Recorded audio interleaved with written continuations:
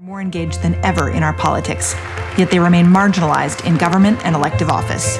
It's important for women to have a voice in this democracy because we see women being disproportionately affected across our society in so many areas. The power! The reality is the news industry is already gendered.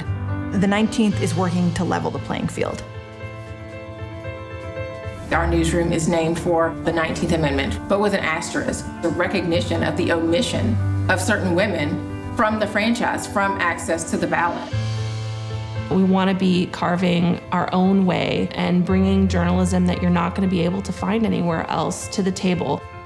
Our readers are people who care deeply about the intersection of gender, politics, and policy and want a more nuanced approach to that politics and policy journalism.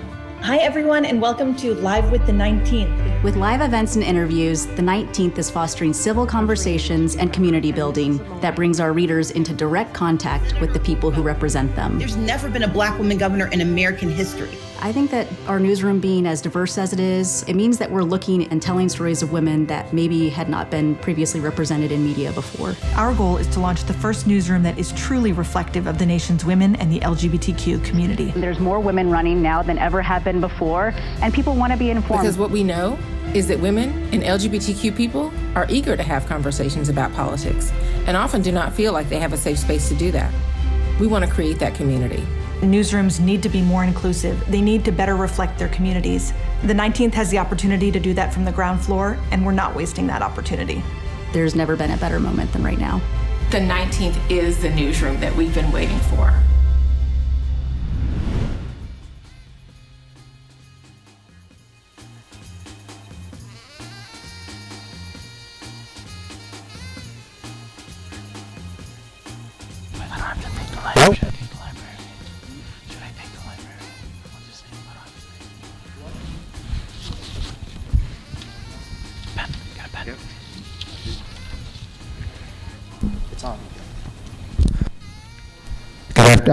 Hello. Sorry about good afternoon, everyone, and welcome to the Martin Luther Library. I am Richard Reyes-Gavilan, Executive Director of the DC Public Library. Like Title IX,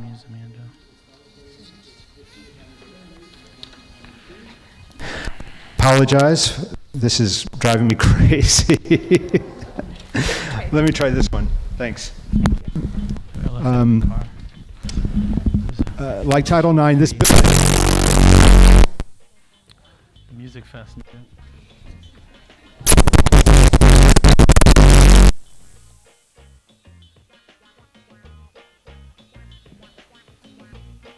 Okay. Like Title IX, this building is celebrating its 50th anniversary in 2022. Last year, we completed a transformational $211 million modernization of this building that included this beautiful new auditorium, the breathtaking rooftop terrace, and many other spaces that I urge you to explore.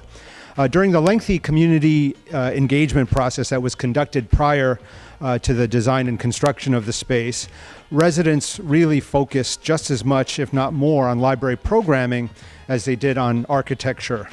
Specifically, they asked us to do a better job of honoring the legacy of Dr. King with more programs and exhibitions focused on and inspired by his passion for civil rights and social justice.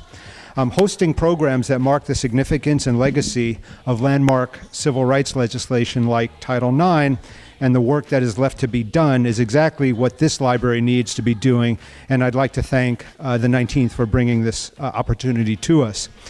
The library's focus on related issues will continue next year, as we recently announced an emerging partnership with the National Women's History Museum, giving the museum its first ever physical presence here at the Martin Luther King Jr. Library, beginning in 2023.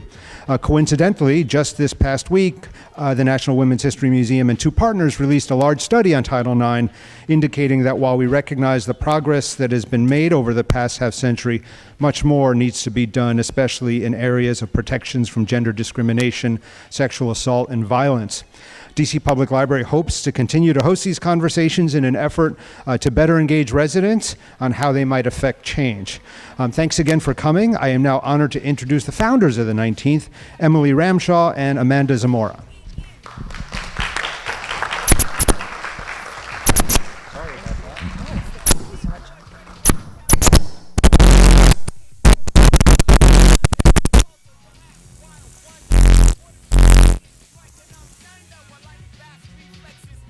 What do you think? Is this working? Can y'all hear me? All right. Hopefully this stays with us. Thank you so much, Richard, for such a warm welcome. It is an honor truly to be here in your beautifully renovated building, and it feels fitting to be at the Martin Luther King Jr. Memorial Library ahead of the upcoming Juneteenth holiday. I am Emily Ramshaw. I'm the co-founder and CEO of the 19th. And I'm Amanda Zamora, co-founder and publisher of the 19th. We are so excited to welcome you to the third and final day of our third annual 19th Represents Summit. And for those of you joining us in person here in Washington, D.C., we'd like to welcome you to the first ever in-person event in the 19th's history. It is really wonderful to see your faces in the flesh. So we've spent the last 2 days of our summit unpacking Title IX and its anniversary, from its history to its impact.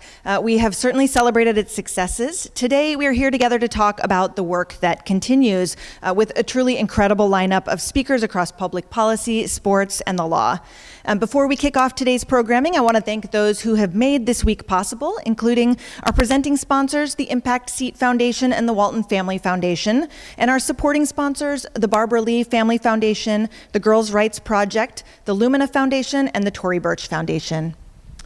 We would also like to thank our media partner, USA Today, our academic partner, Arizona State University, and our community partner, the Martin Luther King Jr. Memorial Library.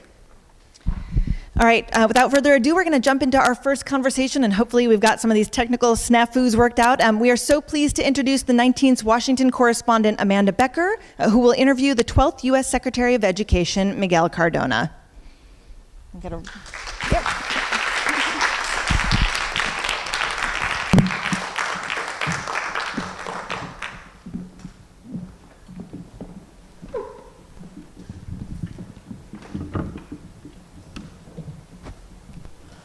Hello, everyone. Hello. Okay, I think it's on, so we can get started. So we're really thrilled at the 19th to have Secretary Cardona here with us today. No discussion about Title IX would be complete without hearing from the Education Department. Secretary Cardona has basically had experience in every facet of the education system. He was a grade school teacher, a principal, an assistant superintendent, a professor of education, and education commissioner for Connecticut. Did I miss anything? I think the title that I take most pride in is a dad, too. I was just going to say he also has two children who I believe are still school age. So, you really have seen this kind of from all angles. And I know that this is our first panel today. Some people may have tuned in on the first 2 days that were virtual, but I did want to just start with kind of hearing what is Title IX from you, kind of from the Education Secretary directly. What is Title IX? What does it cover? What's its importance? Thank you. Thank you, Amanda, for this opportunity here to speak with you a little bit about Title IX. Thank you, Richard, for hosting here at the library.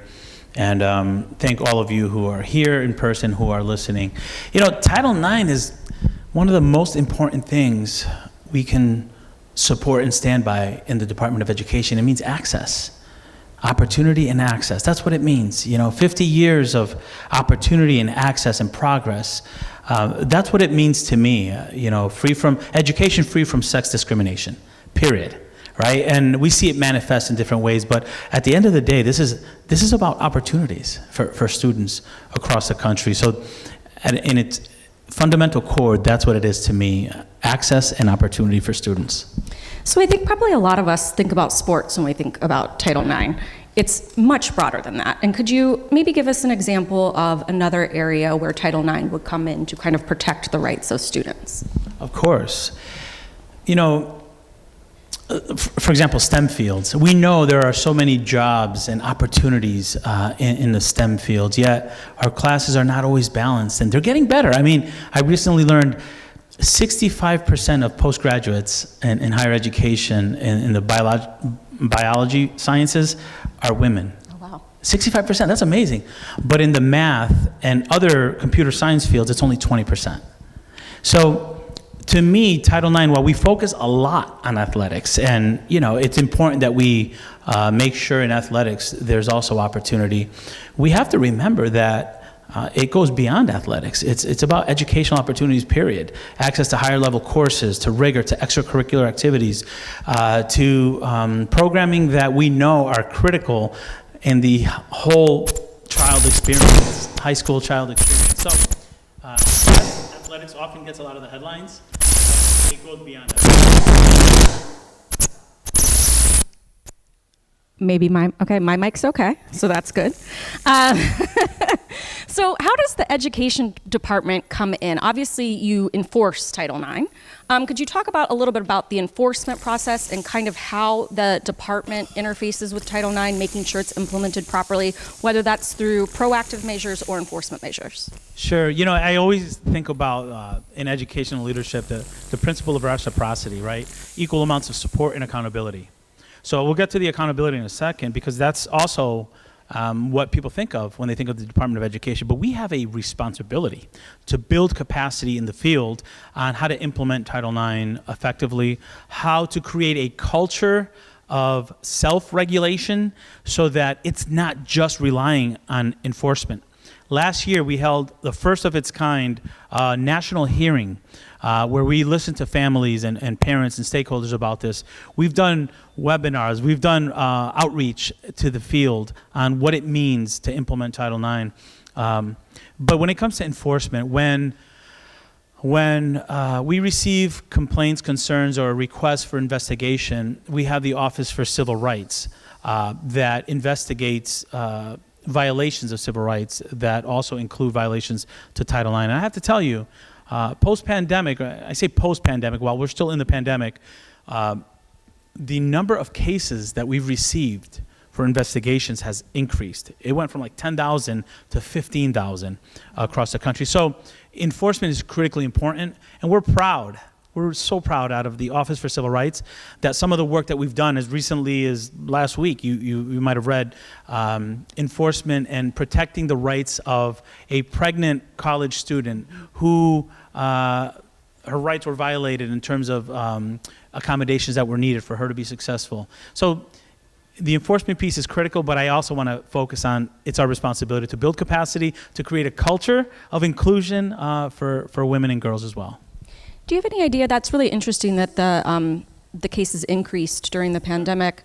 Do you have any idea why, and what kind of the correlation is there, or the causal effect between educating in the pandemic and the number of cases that you've gotten?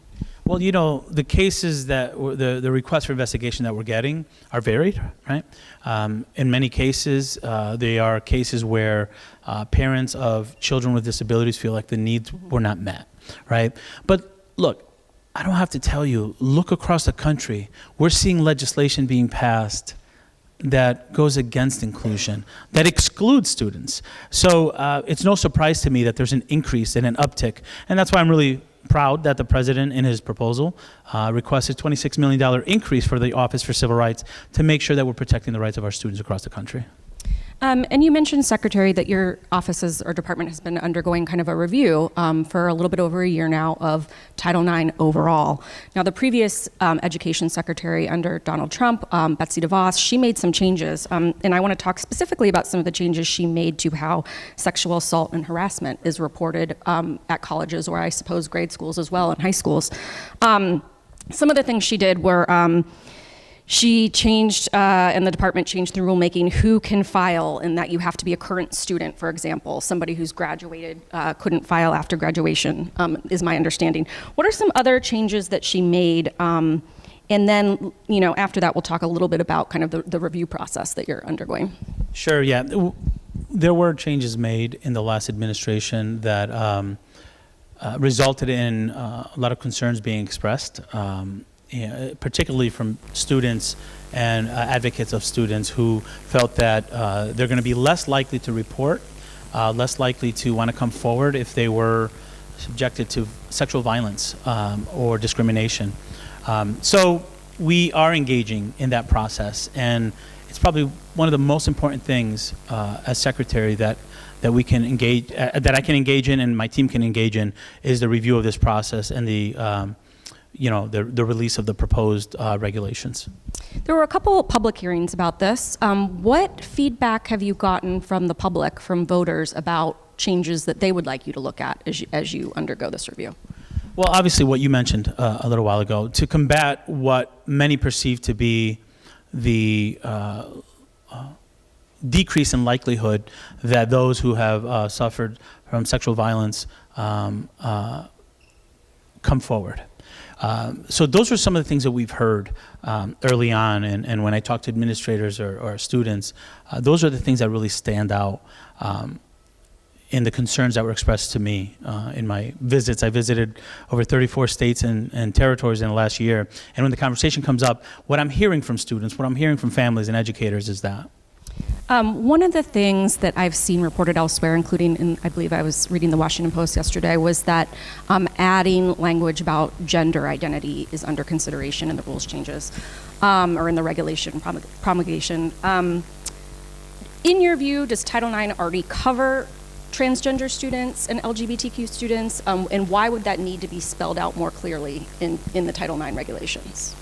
Well, I wish I could say more about what we're doing, but obviously I want to respect the process and make sure that we're following the regulatory processes and not really speak to the specifics about what may or may not be in there. What I will tell you is that last year, as we followed the Bostock ruling, we recognized that we need to make sure all students feel included, accepted, and that they all have opportunities regardless of gender identification or where a student is or who they love. All means all, and that's something that I feel very, very passionately about from day one. We want to create inclusive schools, and we've been talking about wanting to create inclusive schools, making sure that all students feel welcomed back. The pandemic was hard enough, right? So for students to come back in and have to deal with whether or not they're going to be accepted or welcomed onto an extracurricular activity or feel like they're an outcast in their own school, that's something that we feel pretty passionately about. I was recently in Florida, and I had a roundtable with families and students who were sharing with me their concern about having to feel like strangers in their own school or not accepted. And it's really important that at the Department of Education that we were very clear, we're unequivocal, we're not, it's black and white. All students should have access to all activities in our schools like every other student. I assume you were in Florida because of some of the things that have been happening down there related to, there are now 18 states, I checked with my colleagues this morning, that have passed laws related to transgender student participation in sports. Are those laws on a collision course with Title IX, and would you expect those to end up in the courts? Well, we'll see when the proposed regulations come out. Another thing that I want to mention about the regulatory process that it's really important that people understand. Once we put out the proposed regulations, you might know in February we put them forward to OMB, and now they're in the interagency review process. Once they come out, there's going to be a period of feedback where we're going to take feedback in, and we encourage everyone here, everyone listening, to provide written feedback so that our team could process that and take into account your perspective on it. And then when the final rules are proposed, we expect there to be, this is going to be national, right? So while I can't speak to what'll be in there now, what I will tell you is that federal civil rights protections are federal for everyone across the country. And if people do want to participate in that and offer feedback, what should they be watching? Should they be watching kind of OMB's website or education's website? Believe me, you're going to know when we put them out. Believe me, you're going to know. You'll read it on 19thnews.org. And we're, at the agency, we're really trying hard to make Title IX something that folks understand, that families understand. For some, it's something that happens in DC or it has to do with school, and I know there's a Title IX coordinator. You mentioned earlier that I had almost like every role in the schools. I want to make sure that every teacher understands, every parent understands, every school principal understands the importance of Title IX and how to implement it at their level. So what we're going to do is make sure not only that we're going to seek input, but that we're going to publicize it in a way where the stakeholders that we serve understand that we're asking them for their opinion as well. I know the original aim, and you might not be able to get into too many details because I know everything's still in flux, was to have this ready, the review ready, and the new regulations proposed by, or adopted by the anniversary of Title IX, the 50th anniversary, which is next week. Is that now in OMB's hands or Ed's hands, or how does that work at this point in terms of getting this over the finish line? Yeah, June 23rd. Again, I want to respect that process, that regulatory process, and there's very few things that are as important at the Department of Education for us to focus on. So it is important for us to move on this, and we are working on it. And as I said earlier, it is in the interagency review process. But as soon as we're able to share information, we're going to share it loudly, and we want to make sure that we're doing so in a way that is respectful to the process, but also engaging stakeholders, because it's going to be a proposed regulation, and we're going to want input. So it's really important that we get it out as quickly as possible, but that we follow the regulatory process and respect that process. I got a couple of really good questions from people who are watching, so I wanted to turn to those. One of them is from Alexis in Washington, D.C. Is the Department of Education prepared to aggressively pursue Title IX violations by schools, particularly with respect to LGBTQ students? What is ED's strategy to ensure that countless violations aren't swept under the rug? Yeah, thank you for that question, Alexis. I think Alexis's question is one that people across the country are waiting to see. Not what I say, but what we do. It's more important what we do than what I say. As I said before, it's not just myself. The president understands the importance of this. In his budget proposal, he's requesting an increase in the Office for Civil Rights budget. That translates into investigators, right? So it's important to note that this budget proposal is intended to ensure that we can protect the rights of our students across the country. And yes, the LGBTQ community has been under attack, unfortunately, and it's my intention as Secretary of Education to fight back, to let those students know that we have their back, and it's more than just rhetoric. We want to follow up on those investigations in a timely way. As I said before, the volume of investigation requests has increased, and our team is working harder than ever before to get it done. I want to give a shout out to the career folks in Office for Civil Rights and the appointed folks who have taken this as a badge of honor to be able to stand up for these students who, after having dealt with the isolation of a pandemic, are going into school environments where people whose responsibility is to provide safe environments are now creating laws to make these students feel further isolated. So we're going to stand up to them, and yes, we're going to put the full force of the Department of Education behind our words and investigate as thoroughly and as swiftly as possible. Thank you. One quick follow-up from me before we move on to the next audience question. If somebody watching is experiencing discrimination, whether they're LGBTQ or a woman or anyone really, disabled, anyone, what would they need to do to file a complaint with the Education Department to have you look into it? Well, what I would advise them is to seek out the Title IX coordinator in their district. Every district, every higher ed institution has a Title IX coordinator. And that person, number one, should be accessible and should be informed on what the rights of the student are, and should be able to remedy in real time some of the challenges. But the Office for Civil Rights is available for investigations. If you go onto our website, you'll see how to access the Office for Civil Rights to submit a concern and a request for an investigation. Thank you. This one is from Phyllis in Bethesda, and she said, have you ever seen a pre-K to 12 school district in compliance? Take us on an imaginary school visit and kind of walk us through Title IX regs and policies and how they would apply to a school, and tell us what equity would look, feel, be like. It's a great way to frame it, Phyllis. What I would say is my vision for that ideal would be that we don't rely, first of all, on federal compliance reviews to be in compliance, that there's a culture of inclusivity where there's adequate professional learning opportunities for the educators. There's partnerships between the schools and the parents where they know who to contact if they have concerns. But that the programming is such that all students, regardless of sex, have access to the extracurricular activities, equal access, so equal opportunities. If little girls want to do extracurricular activities after school, they have the same amount of opportunities or options that the boys have. The fields, the softball fields are right up there with the baseball fields in terms of quality, where they're locker rooms, their weight rooms, that this is something that doesn't require a complaint to have equity, that the staff are systematically reviewing access to AP courses, to STEM courses, to the math courses to make sure that there are girls signing up at the rate that they should be, that access to higher education opportunities in those STEM fields are adequate and are appropriate and equal for girls and boys. And then at the college level, that students don't have to fight or talk about Title IX in order to get access to activities. So for me, it's not just about compliance of the technical strategies, but it's creating a culture where all students feel that they're being looked out for, and that the leadership and the policies and the practices that they have in institutions promote inclusivity, promote inclusion of students that are LGBTQ without them having to fight for it.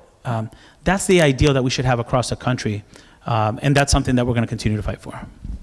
Well, thank you so much. We're unfortunately out of time, but I think kind of the ideal equitable education scenario is a good place for us to leave this conversation, because that's kind of what we're all aiming for here with Title IX. So thank you so much, Secretary Cardona.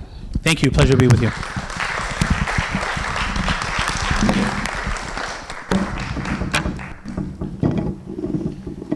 Thank you, Amanda, and thank you, Secretary Cardona.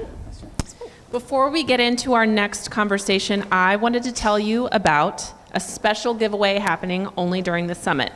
Our membership manager, Serena Henderson, who you may have met on the way in, has curated a gift basket with Jewel's latest album, some special edition 19th swag, a few of our favorite books, and more. Anyone who signs up for one of our free newsletters over the course of the summit is entered to win. You can find the sign-up form at 19thnews.org/giveaway, or for those watching online, you can scan the QR code on your screen. For folks here, you can sign up at our membership table, which is upstairs in the lobby. You would have hit it on the way in. And we look forward to announcing and emailing the 2 lucky winners toward the end of today's conversations, 1 virtual attendee and 1 DC attendee. I've seen these gift baskets and I read our daily newsletters, and I promise that you'll be glad you signed up. Next up, we turn to sports, and more specifically, soccer, which also happens to be the sport of my adolescence. As a teenage right midfielder, I'm thrilled to welcome Jessica Berman, Commissioner of the National Women's Soccer League, who's going to be joining us from Westchester. Jessica has taken the reins at a pivotal time in the league's history. With so much on the line, we are looking forward to hearing about how she's approaching this period of healing and rebuilding in women's soccer. Nancy Armour, a national columnist for USA Today Sports, is here to lead today's conversation. I'd like to welcome Nancy to the stage.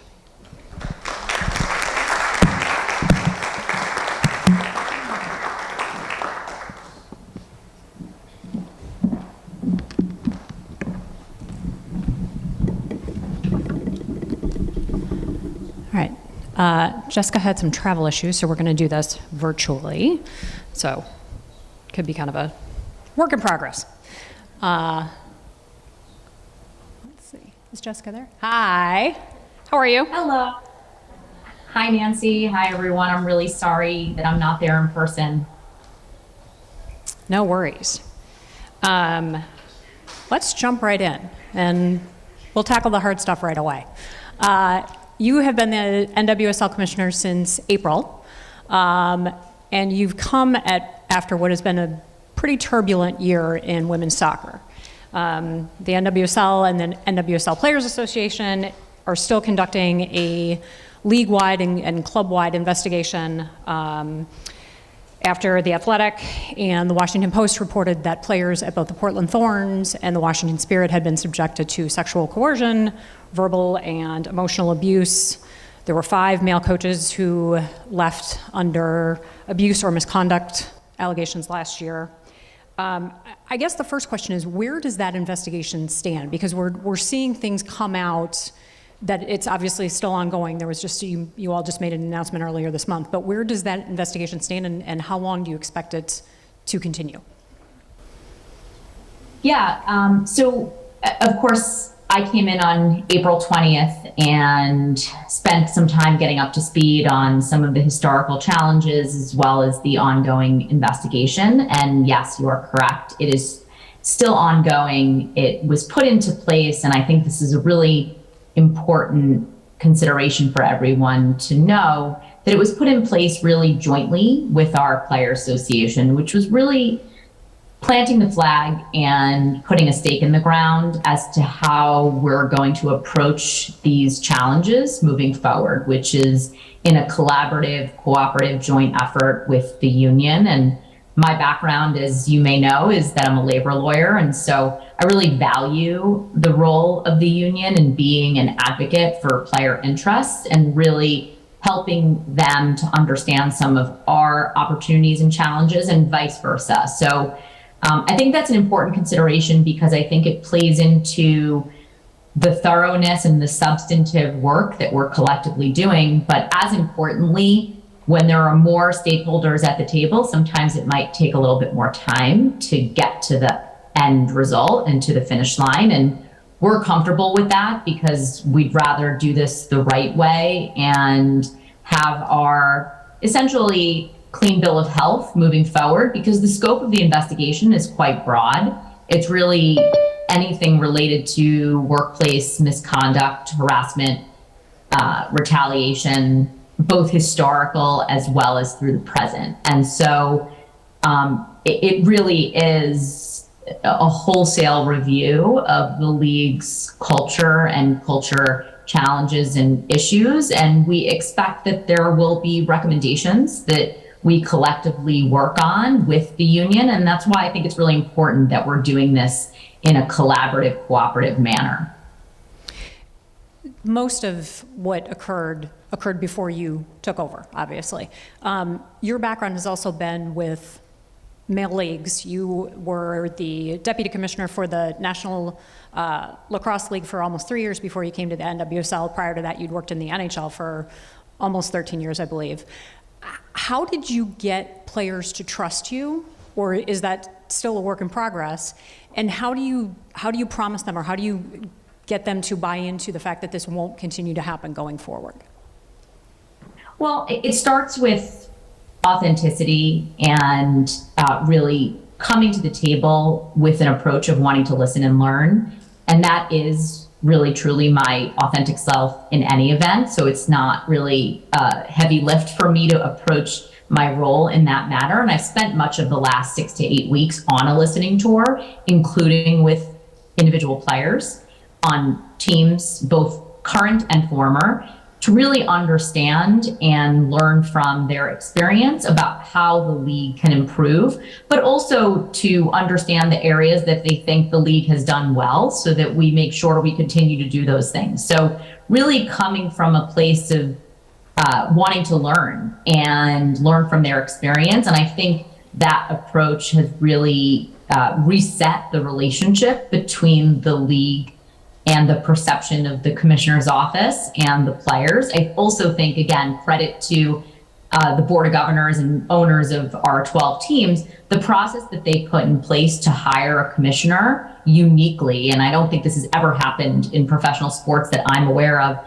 put the players in a position to be part of the interview process. So as part of my final rounds of interviews to be the commissioner, I actually met with groups of players, and their feedback and input was sought and valued by the board of governors. And I think, again, similar to the joint investigation, that really sets the tone for, of course, we are management and we're running a business, but really demonstrating to the players, most importantly, that we value their input, their perspective, their experience, and that we're going to actively seek that and provide them an opportunity to give us feedback.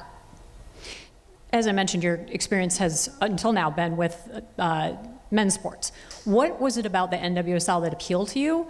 And is there anything that you've learned over these last 6 to 8 weeks that you didn't expect but you've been pleasantly surprised by, or that make you even more excited about this job? Yeah, I've been asked that question a bunch, and the best way to answer it is really that I work in sports and I've pursued a career in sports because of the proposition that sport has the power to change the world. I genuinely believe that sport has the power to change the world. And although I intended to be there with you in person, it's fortuitous that I'm in my home office and you could probably see over my shoulder, I don't know if you can read it, but it's Nelson Mandela's quote that sport has the power to change the world. And that really is my guiding principle. It's the reason that I've pursued a career in this industry. Having grown up in Brooklyn, New York, which is really a melting pot of people from different backgrounds, I was always obsessed with the things in our social fabric that had the power to unite communities. And so all of that really frames my interest and desire to lean into this role and to this sport, because uniquely, I think most people would agree that NWSL has the ability to really transcend the sport ecosystem in how it can influence and impact communities, not just in our country, but globally. And to me, that's an undeniable opportunity and, frankly, responsibility. Some of the challenges that the NWSL has faced historically and most recently, I think I have the ability, based on my experience and my background, to actually support the league's growth and to help to address some of the systemic cultural issues that the league has faced. And again, given my background in labor relations and my approach to building consensus and stakeholder management, I really do believe and did believe when I was offered the opportunity that I had a responsibility to take this role, because I really feel like I can help move the league forward. You mentioned growth, and I'd like to shift to that now, because we're really seeing a sea change when it comes to women's sports. You know, ratings have gone up, attendance has gone up, sponsors are wanting in, and you have owners that are finally saying, this isn't just a do-good effort, this is a really good investment, and we see that there's money to be made here. And you have a team like Angel City that is showing that you can make money here. So I'm wondering, what kinds of things have you been hearing, whether it's cities or groups that want an expansion franchise? I think you mentioned earlier, shortly after you took over, that you're seeing valuations anywhere between $35 and $100 million. And what kind of conversations are you having with sponsors that, in particular, that want to back women's sports? They don't want to just back sports, they want to back a women's league. Yeah, I think there's a couple of different circumstantial factors at play. The first is, I think, that we can't ignore the broader cultural relevance of the gender equity movement. And I know we're here today because we're having a Title IX summit. And so it's probably important to start the analysis with that point. And I think, as we know, anytime any movement or business can be at the intersection of something that's more broadly culturally relevant, it provides an opportunity for exponential growth. So we're fortunate that the country and the world has really begun to pay attention to equity, and in particular, gender equity, and businesses that really advance those issues and those narratives. And certainly, I think it's universally recognized that the NWSL, just when our players step out on the pitch, they represent that more broadly. So I think that's point one. I think point two is really not necessarily just because it's a women's sports league. I think what we're seeing in the sports industry and in the sports ecosystem right now is a desire to invest in challenger properties and growth properties, because you see the valuations that are happening in men's sports. And that's not to say that they're not going to continue to rise, but they're pretty high right now. And so the idea that there's incremental growth there, perhaps, and hopefully for all of those who are investing in those sports. But I think certainly as it relates to challenger properties more generally, and I just came from a challenger property, so this was part of the value proposition even when I was representing men's lacrosse players and a men's lacrosse league. The idea that our valuations are at a point where we describe it as the sort of hockey stick effect. We're at an inflection point of growth, and that appears to be apparent and undeniable to investors and to brands who are interested in growing with properties. And so I think those two things combined have really catalyzed and infused a level of enthusiasm as it relates to partnerships, both media and sponsors, as well as investors, that are going to really propel the league to its next chapter of growth, which I expect to be exponentially larger and better than it has been in the past. It's a question I know that you get all the time is, what is the timeline for expansion? Who's getting new teams? So do you have a timeline for when you want to expand or a number of teams in mind? And how much have teams like Angel City and Kansas City, which is going to be the first team that's going to have a stadium built specifically for a women's team, that's not happened anywhere, how has that raised the bar? How has that changed in the conversations that you're having with groups or cities that want to get an expansion franchise?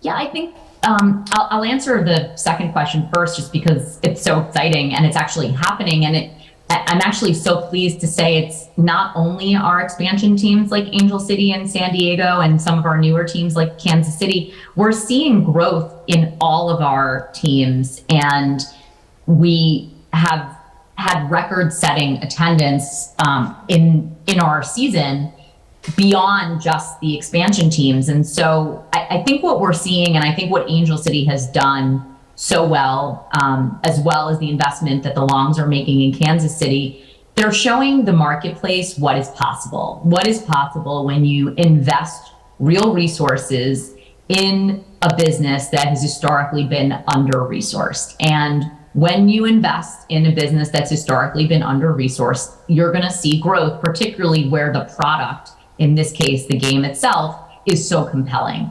And so I think we're starting to see more of that across the board. You're seeing investors being brought in many of our teams. I don't know if you saw, but Gotham recently announced new investors. We had Naomi Osaka invest in North Carolina. You're going to start to see, and there's a couple of other announcements to come in the upcoming weeks and months that are in the works, where you're seeing influencers and resources being infused into the business plan and the growth strategy for our teams that is, again, going to change the way the league is able to grow. As it relates to expansion and our timeline, I think it's our desire to certainly tap into the level of interest that we've seen waiting for us to be ready for an expansion conversation. We're in the process of choosing an investment bank right now who's going to represent us in that process, because the level of interest right now is so deep and wide that really we've made the decision that we need to invite some partners to the table to help us to manage that process and make sure that we're getting good advice on how to strategically leverage this opportunity to be able to expand the league. There was just the announcement yesterday of the host cities for the 2026 Men's World Cup. We'll have the Women's World Cup is next summer. You'll have the men, and then in 2028 there's the Olympics in Los Angeles. How much of a opportunity is this, not just for the NWSL, but for soccer in the United States, to really piggyback off of those three events and build off those three events? I think it's a massive opportunity. And we know that with almost no intentionality, the tailwinds coming off of Women's World Cups are strong. And we will intend to create intentional strategies pre and post to really invite those tailwinds into our league and ensure that everybody who's paying attention to the Women's World Cup next summer know that a lot of those players, the majority of those players, especially on the U.S. women's national team, actually play domestically right here in this country, which again, our product is so compelling that it is the fundamental ingredient to be able to grow the league. You mentioned the tailwinds off of Women's World Cup, and your media rights contract is up after next season, which will be kind of fortuitous timing because it'll coincide right with the World Cup. Major League Soccer this week just announced a deal with Apple TV for $2.5 billion. That's billion with a B. So I'm wondering what your thought was when you saw or heard about this, and what do you think that portends for your negotiations for next year? Yeah, well, we've been sort of waiting like everyone to see what that deal was going to be, knowing that all of those markers in the marketplace are data points that will help inform our media strategy and help inform the buyers for media rights as we enter the marketplace and begin to assess our value. So it was a huge data point for us, and I think it will be very helpful for us to really know and understand what their strategy is. And it's not just how much they're being paid, but their distribution strategy, the fact that every game is going to be able to be watched in one single place, and the clarity of that messaging, the idea that we have overlap with several teams in MLS and what this means for those particular teams.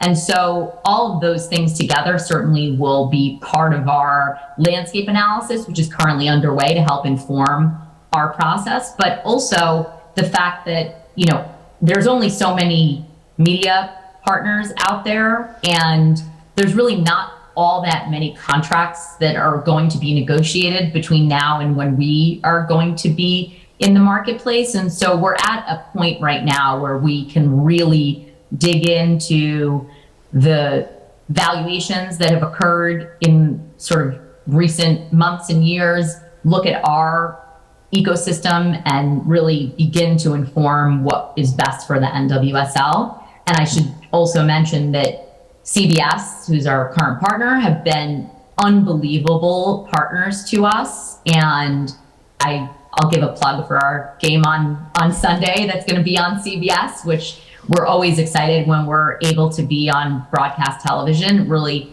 helps to be able to introduce the game to our casual fans and to potential new fans. The NWSL reached its first ever collective bargaining agreement earlier this year. Obviously, the U.S. women just reached a collective bargaining agreement with U.S. Soccer that gives them equal pay for the first time ever in pretty much anywhere in sport too. How much does it help the fact that you have labor peace, not just with the NWSL, but with U.S. Soccer, that you don't have to be fighting that as you're trying to build growth? Yeah, I think just the overall stability that is living now across not just the U.S. women's national team, but in our league is really a helpful foundation for me to be able to come in and rebuild the trust and credibility and relationship between the league and the players, which is some of what we were talking about at the beginning. And so from my perspective, quite ironic for me as a labor lawyer to come in when the deal's already done. I'm usually the one who's actually negotiating the deal. So to be handed a fully negotiated agreement and be able to just sign it, like it's actually my name on the signature line, but I had really almost nothing to do with negotiating the agreement, was definitely a role reversal for me. But I do think that it really helps to create the clarity that's required for the players and the teams in the league as to what everyone's rights and obligations are as it relates to players' terms and conditions of employment, which is really the key to unlocking the players' trust that they're being treated fairly, because there's a contract that says what is and isn't required. We have time for one more question. Fast forward 10 years. What would you like the NWSL to look like? Well, there's of course the obvious, externally speaking, more relevance, more revenue, more teams, more distribution, more partners, all of those things. But I would say as importantly, or maybe even more importantly, going back to the theme of your first hard-hitting question, Nancy, really that our internal stakeholders have the confidence and trust in the league that we're doing the right thing by our players and in our relationships with our teams, that we're professional and here really to support the growth of the league and have a value proposition to our internal stakeholders that is trusted. I don't know how to measure that, but I'm sure there's some analytics data person who could tell me what the metrics are to what kind of KPIs we can set up to determine that basically the league's getting the benefit of the doubt from our internal stakeholders and have trust and faith that we're here to do the right thing. I know that's going to take some time and some hard work in terms of relationship building, but that to me is probably the most important thing that we could do in the short term. All right. Thank you very much, Jessica Berman, NWSL Commissioner. Thank you.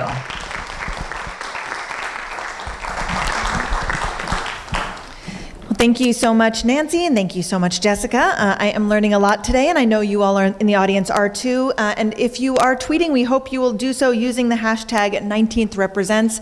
Lots of folks following along virtually as well. Title IX was designed to protect students from discrimination on the basis of sex, which includes sexual orientation and gender identity. And yet, transgender, non-binary, and gender non-conforming athletes are being targeted and excluded from school activities. Discussing this today with us are Katie Barnes, a features writer at ESPN who covers culture, LGBTQ issues, and sports, and Maya Suthia Reddy, a former professional golfer and founder of the Queer Asian Social Club. Kate Sossin, LGBTQ+ reporter at the 19th, will moderate this conversation. We'd like to welcome these folks to the stage.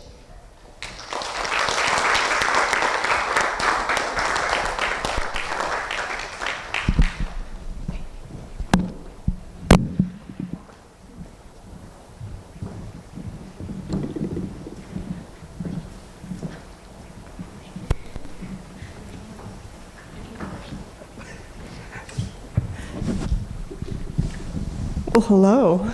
I'm just throwing things all over the place. I know, yeah. Thank you so much for being here. This is so exciting. We have two incredible panelists. I'm Kate Sossin. I'm the LGBTQ+ reporter at the 19th.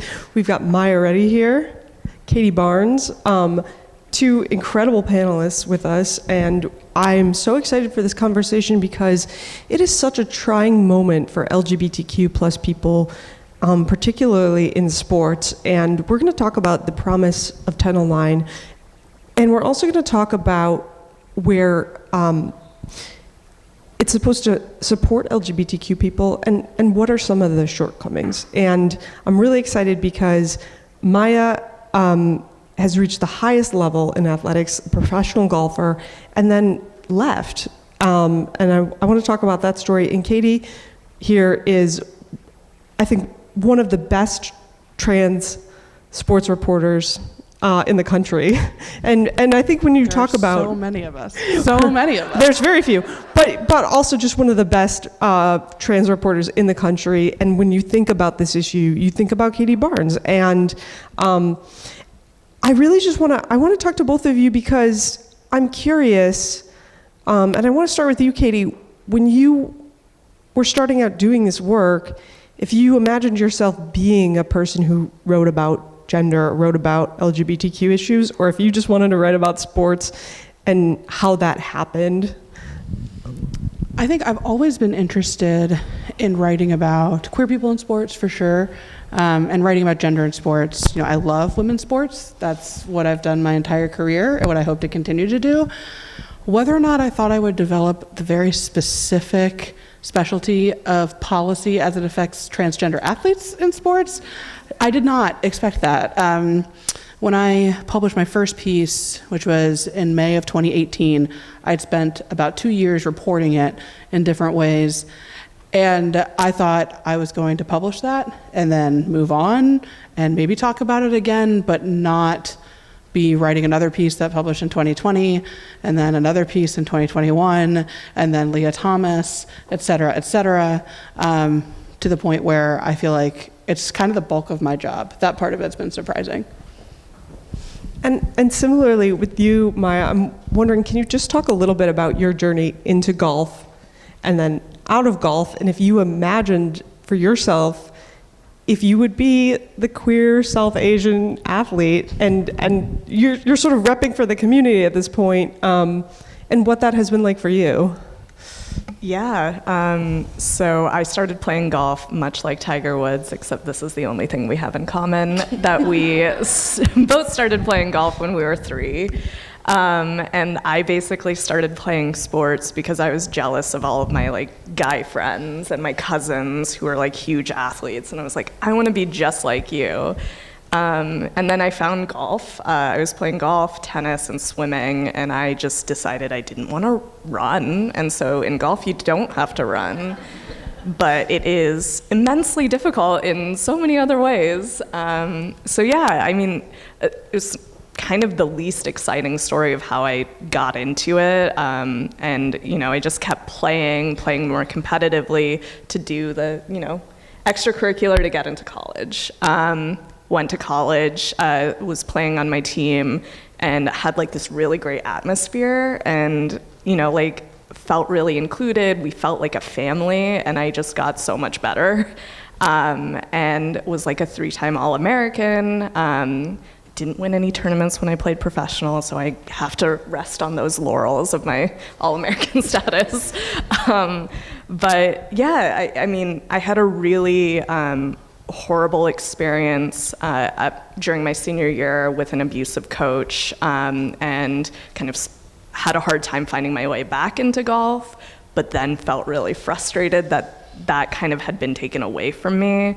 So, of course, the natural next step is to play professionally and go to my boss at the time and be like, I'm so sorry, I'm gonna go play golf professionally as a 22-year-old. But yeah, you know, like I never thought, but a part of me did want to always play professionally. And it was an incredible experience. Like, it's so cool to be like, I played professionally. But also like really difficult. You know, I had the great fortune or misfortune of playing during the lead up to the 2016 election. So a lot of people on the golf course were even more emboldened to say not good things. And so I was hearing a lot of xenophobia, homophobia. This was, I believe that Caitlyn Jenner had recently come out at that time, and there were a lot of folks, coaches, people on the golf course that were not interacting with Caitlyn's story in a kind way. It was just wildly transphobic and homophobic. And, you know, was on the golf course hearing a lot of that, racism, hearing a lot of people wanting to vote for Trump, me being very confused because I was not and did not benefit at all from Trump being president. Then I started hearing tournament directors make homophobic jokes on the first tee. So I was like, oh, cool, like get to go tee off. And then, you know, before I hit my first shot of the tournament, I'm hearing, you know, a lot of these homophobic jokes. So kind of all of that coalesced. And I had to take a step back because of my mental, like it was just impossible. And was really angry and really hurt. And I was like, okay, I need to do something with this. And so I mean, like I'd been reading Katie's articles and was like, okay, there's so many folks doing and talking about not just women's sports, but like all of these intersectional identities within sports. Like there is space out there. Athlete Ally has been doing this work immensely. And can you just tell us what is Athlete Ally for people? Yeah, so Athlete Ally is a nonprofit that focuses on queer LGBTQ inclusion in sports, and they provide a lot of educational tools, a lot of visibility. I know, you can correct me if I'm wrong here, but I know that they do provide training for the incoming class of NBA players. I think that's true. If I'm sorry for fake information, if that's not true. Making fake news. Yikes. But yeah, I mean, like the way I found them is because they have, at that time, a few of their ambassadors were Megan Rapinoe and Gus Kenworthy. And I was like, oh my God, look at these really visible queer athletes who are Olympians, who are unabashedly queer, who are also using their platform to kind of push the conversations forward. And I was like, I really want to do that. Like, I don't have a platform. I don't have a platform compared to them. And I was like, okay, but nobody's talking about this in golf. So if one person just starts talking about this in golf, then like maybe that will make a difference, or maybe, at least for myself, I can tell my younger self that somebody is talking about this. So yeah, I channeled a lot of that anger into wanting to just, I don't know, make my younger self feel proud and know that like for my kids, there will be like a better space for them to go play golf, play any sport that they want. And chaotically chose to go to law school, and now I'm here. Well, and I really want to get into this question about what are sports. And I know that seems like a silly question, and for someone who doesn't know a ton about sports, it seems even sillier to ask. But we talk so much about who should get to play sports and how, especially when we talk about trans kids. But I want to ask both of you, Katie is someone who covers professional sports. Maya is someone who has played sports at every level. And Katie, I know you've grown up playing sports. The question that I have is, as a nation, why do we play sports? Why do we love sports? And what are our priorities when we play sports, and what should they be? And how should that dictate who should get to play? Small questions. Yeah, no, because I think that maybe gets at the heart of trans inclusion, Well, I think what you're touching on is that we have different levels of sports and varying experiences within those levels, right? And so, the answer to why we love sports, like sports is such an important part of our popular culture. From a consumption standpoint, as spectators, like we love watching professional sports. That is, I think, separate from how a lot of us experience sports. And so, like I think about my own upbringing, I grew up in a small town in Indiana. My first competitive sporting experience was at a Boys and Girls Club when I was 8 years old, because my parents had to drive 20 minutes to find a suitable amount of competition for me. The first time I could play sports competitively as a part of my school wasn't going to be until 6th grade. We played recreational soccer, town versus town. Like so many of us have those experiences, and the majority of us, in terms of how we play and experience sports, do so on a recreational level for like our entire lives, whether we're talking about small kids or we're talking about how we play sports as adults. So much of those experiences are recreational, and I think it's important that we kind of start there. What has ended up happening is a couple of things. One is that we associate our experiences with sport with how we watch sport, and we watch elite professional sports. We're obsessed with them culturally. Which I love. It's my job to also be obsessed with them culturally. And so I'm not saying that is a poor response. But, watching Stephen Curry last night is very different than what we're talking about as far as how Title IX affects sports.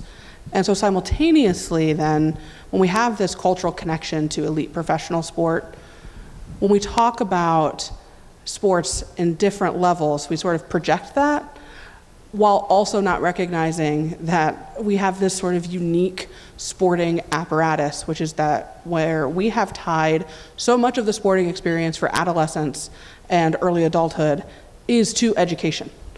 And so that creates a difficult conversation when we're talking about who gets to play sports, who should play sports, who does the law allow to play sports. And it's very convoluted because we're having these different conversations simultaneously with completely different understandings of what it is that we're talking about.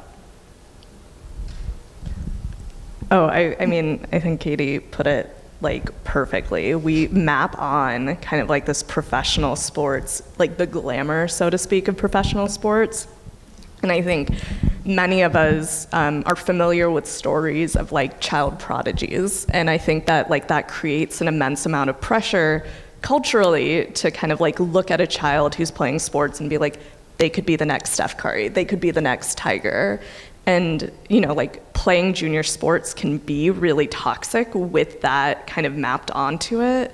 And I think that it takes us away from what the point of sports is. They're just a game. And I know for me, it's the more fun I have, which I'm trying to relearn right now, the better I play. But at the end of the day, when you're a kid, you're not playing for money, right? It's not a career. You're just going out to hang out with your friends. And when you see policies targeting K through 12 years old kids that are stricter than what the International Olympic Committee has or the NCAA, then it's like, I don't know, for me it feels like we're robbing kids of the chance to just be a kid and to go onto the field with like AYSO soccer and like pick up, not that I'm speaking from experience, but pick like daffodils or daisies on the field.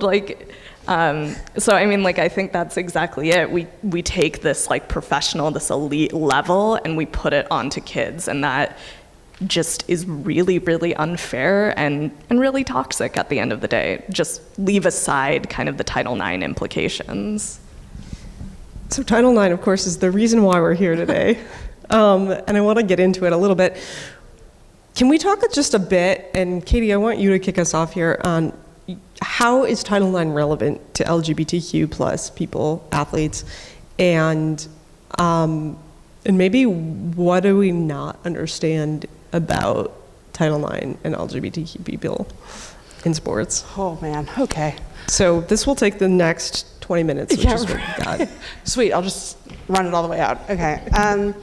So I think when it comes to how Title IX affects LGBTQ people I'll start there.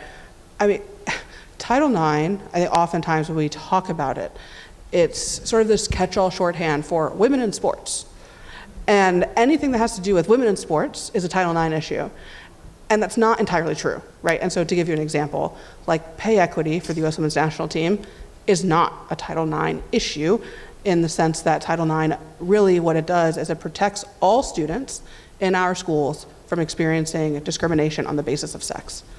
And that includes all activities, which is why it's often associated with sports. And so that before Title IX was passed, girls and women couldn't, if you were lucky, you got to play sports, but many could not. And under the law, suddenly schools had to provide sports opportunities for girls, and colleges had to provide sports opportunities for women.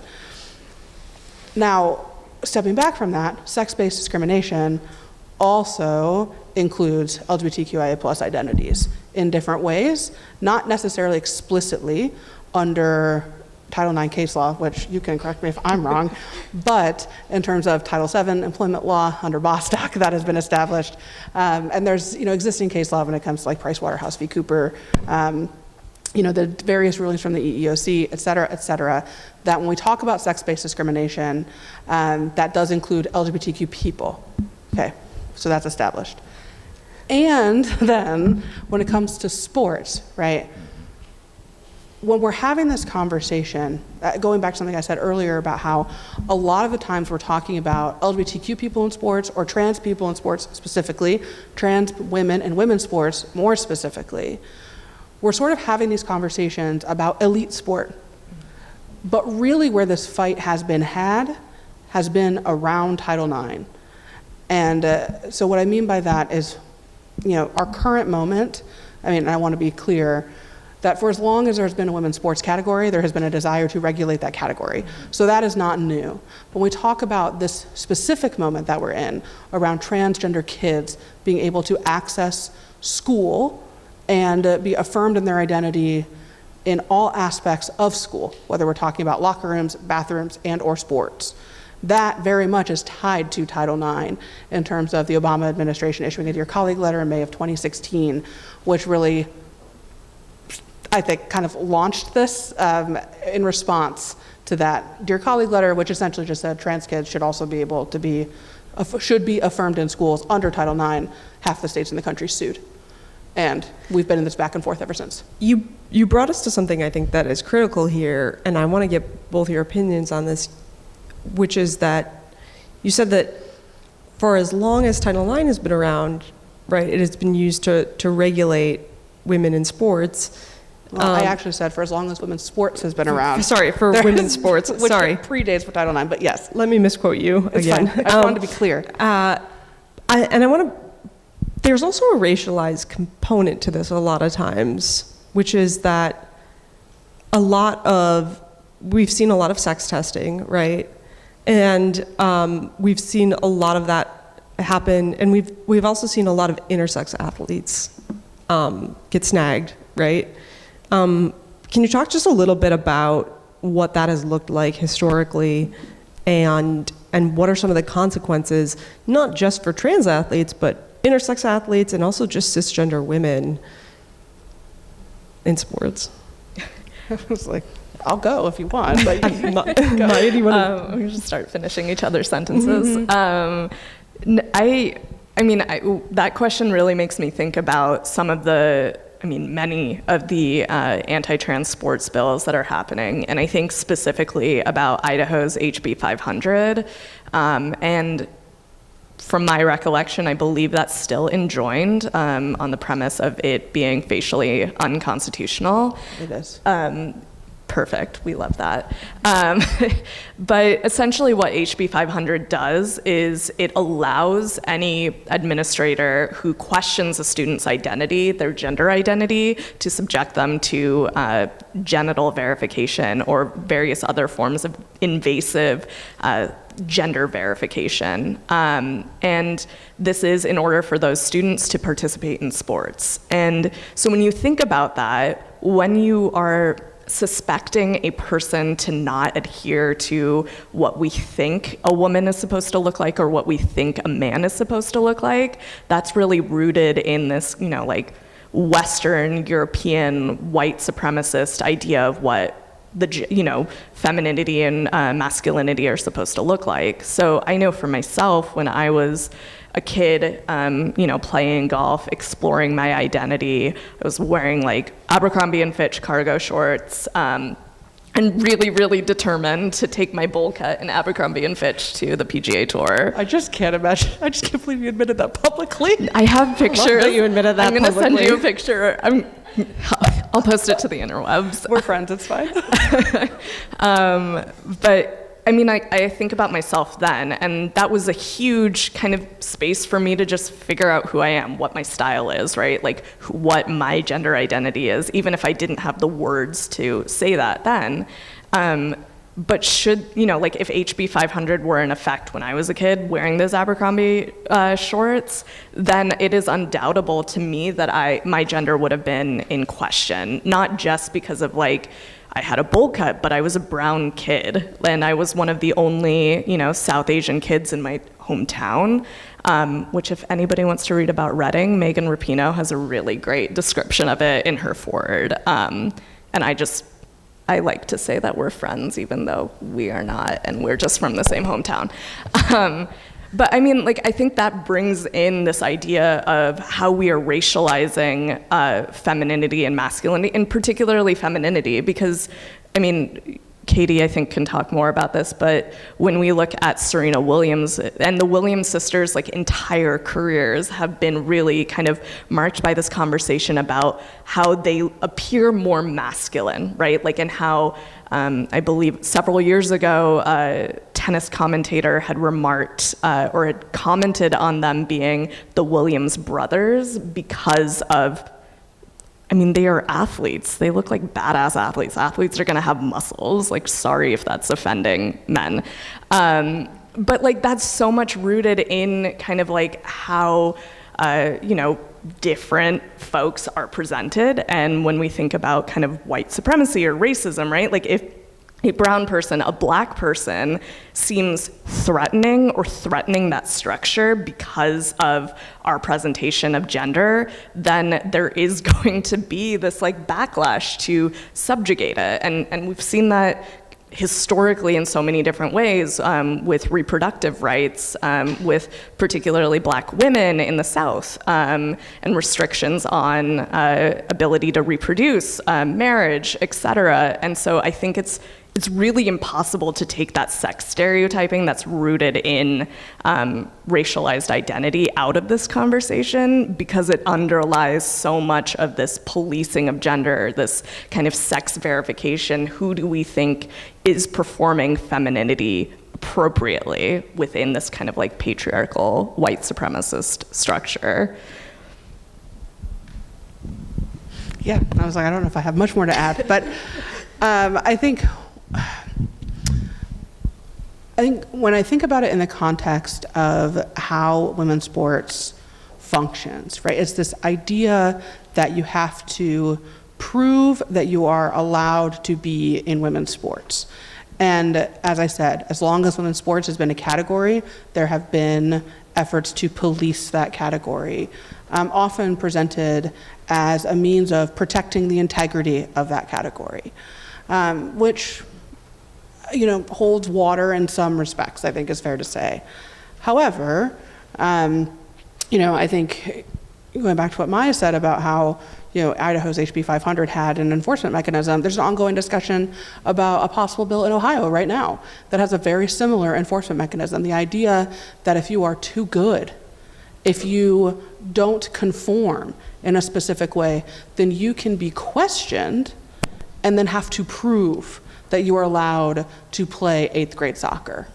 And I think when we're having this discussion and we talk about sex verification, that has often been something that has been held at, the elite level.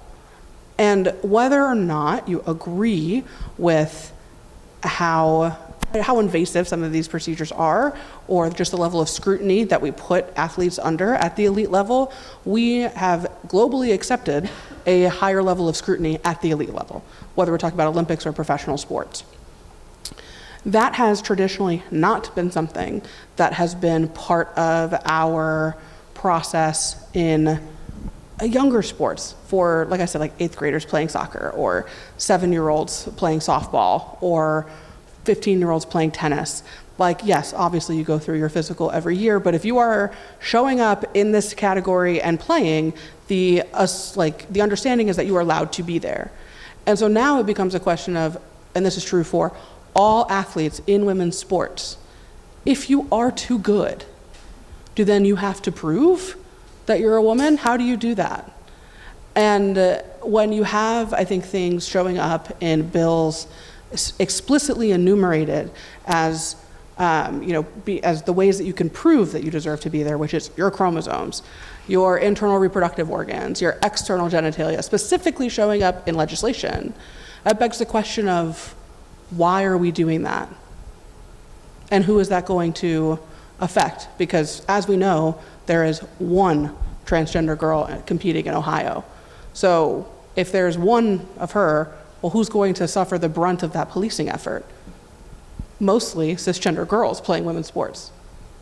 So this, I feel like we've asked this question, or maybe we haven't asked it enough.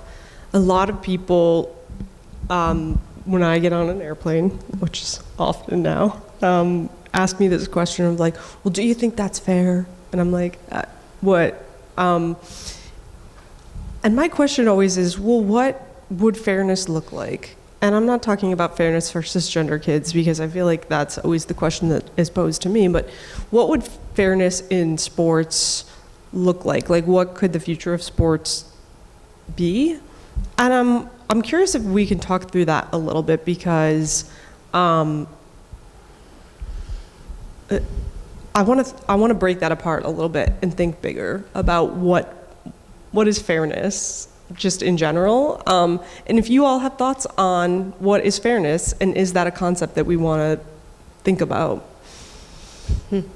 Maya, do you have thoughts on that? I feel like I'm going to go into an existential crisis. I know, we all are, Just because like, this is the question that everybody has, like, what is fair? Like, I don't know if I have I don't know how I would describe fairness, but I do know that, as Katie was saying, like, the policing of who is and who isn't allowed to be in sports, that's categorically unfair.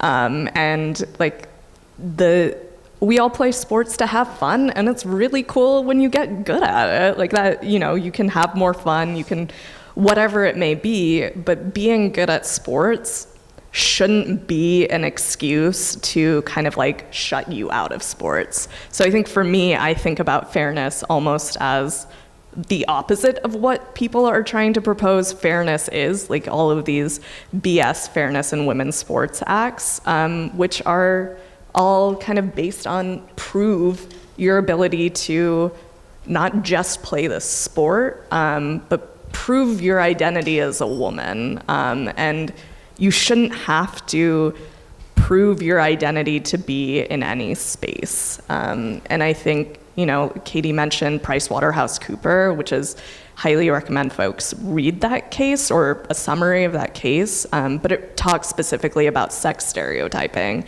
in an employment context. And it's one of the bases for the Bostock decision, which also centers on sex stereotyping. And both of these cases, they talk about, in defending these trans and queer folks who are challenging discrimination, it's really showing what fairness could look like and what it isn't looking like right now in those contexts. So I think right now what I would say is no more sex stereotyping, because it's really cool to be any way that you are, is an eloquent way of saying that. Fairness. I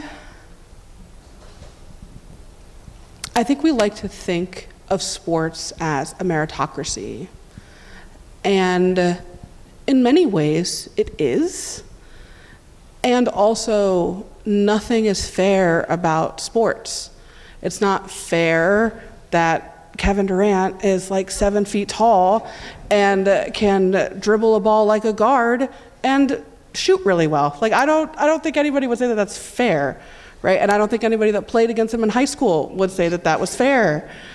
And I'm not trying to make light of it. I think just in general, we have this feeling that I think what we want to have happen as a society is that when everybody steps up to the line, when everybody takes the field, when everybody takes the court, that there is an equal chance for every single person to win. And that has never been true about sports for a number of reasons. Some of it is the advantages that certain people have anatomically, physiologically, metabolically. Some of it is the advantages that schools have financially. Some of it is the advantages that individuals have financially.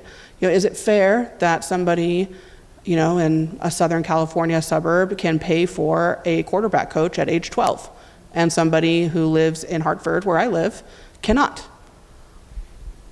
We have decided that that is fair enough. And so I think what is hard is, getting to the root of what fairness is supposed to mean. And so whether or not I have policy recommendations, as a journalist, I don't think that's my role. What I will say is that I think we as a society grasp for something that is not actually there in the way that we think that it is, or hope that it would be. I think that is a great place for us to leave it. Katie Barnes. It's just getting good, man. I know, it was beautiful. Reddy, I want to thank you both so much for being here. I'm deeply grateful to you both, and I'm grateful to you all for joining us today. Thank you so much.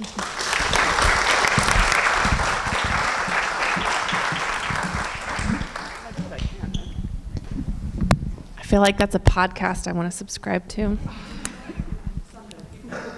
Alrighty. Thanks for such a powerful, insightful conversation. Before we get into our next panel, I'd like to welcome Grammy-nominated singer, songwriter, and mental health advocate Jewel for a moment of mindfulness. So one of the other mindfulness tips I'd like to give is having you answer this one question. What do you want to get out of this experience? This experience is happening to us whether we like it or not. Nature is in control. We don't know how long it's going to last. What we can control is what it does to us, how it changes us. And so if we can ask ourselves and use our creativity to ask a good question, like what do we want to get out of this experience, we're going to come out of this enriched. We won't waste this opportunity to let maybe old beliefs or old concepts or maybe old jobs or toxic people, to let them go. And to now say, what do I want to put in that place? What have I always wanted to learn that maybe I never thought I'd have the chance to learn? And the last thing I want to teach you is a simple gratitude hack. When you're really anxious, you're constricted. We need to figure out a way to help your whole system dilate. The easiest way is using gratitude. So anxiety, fear, worry, jealousy, greed contract us. joy, gratitude, observation, curiosity, etc. dilate us. So if you're getting anxious and you're really heading into a severe like anxiety attack, you have to really discipline your mind to become deeply grateful for something. And they've learned that your vascular system dilates, your blood pressure changes, neurotransmitters change. So I wrote a song about gratitude. This is called Grateful. It's out now, and I just wanted to release it during this time to give us all something to focus on that can be right around gratitude.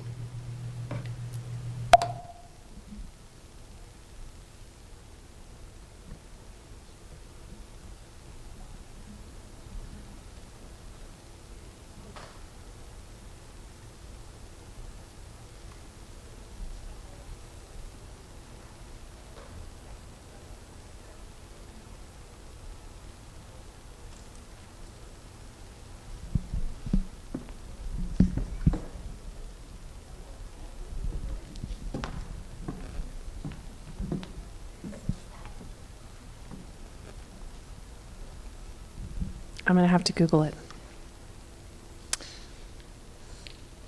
Now we turn our attention to the gender pay gap. There is no doubt that Title IX has helped close the gender gap in higher education. We've seen that today women's enrollment and graduation rates significantly outpace those of men, but we have not seen the same progress extended to the gender pay gap.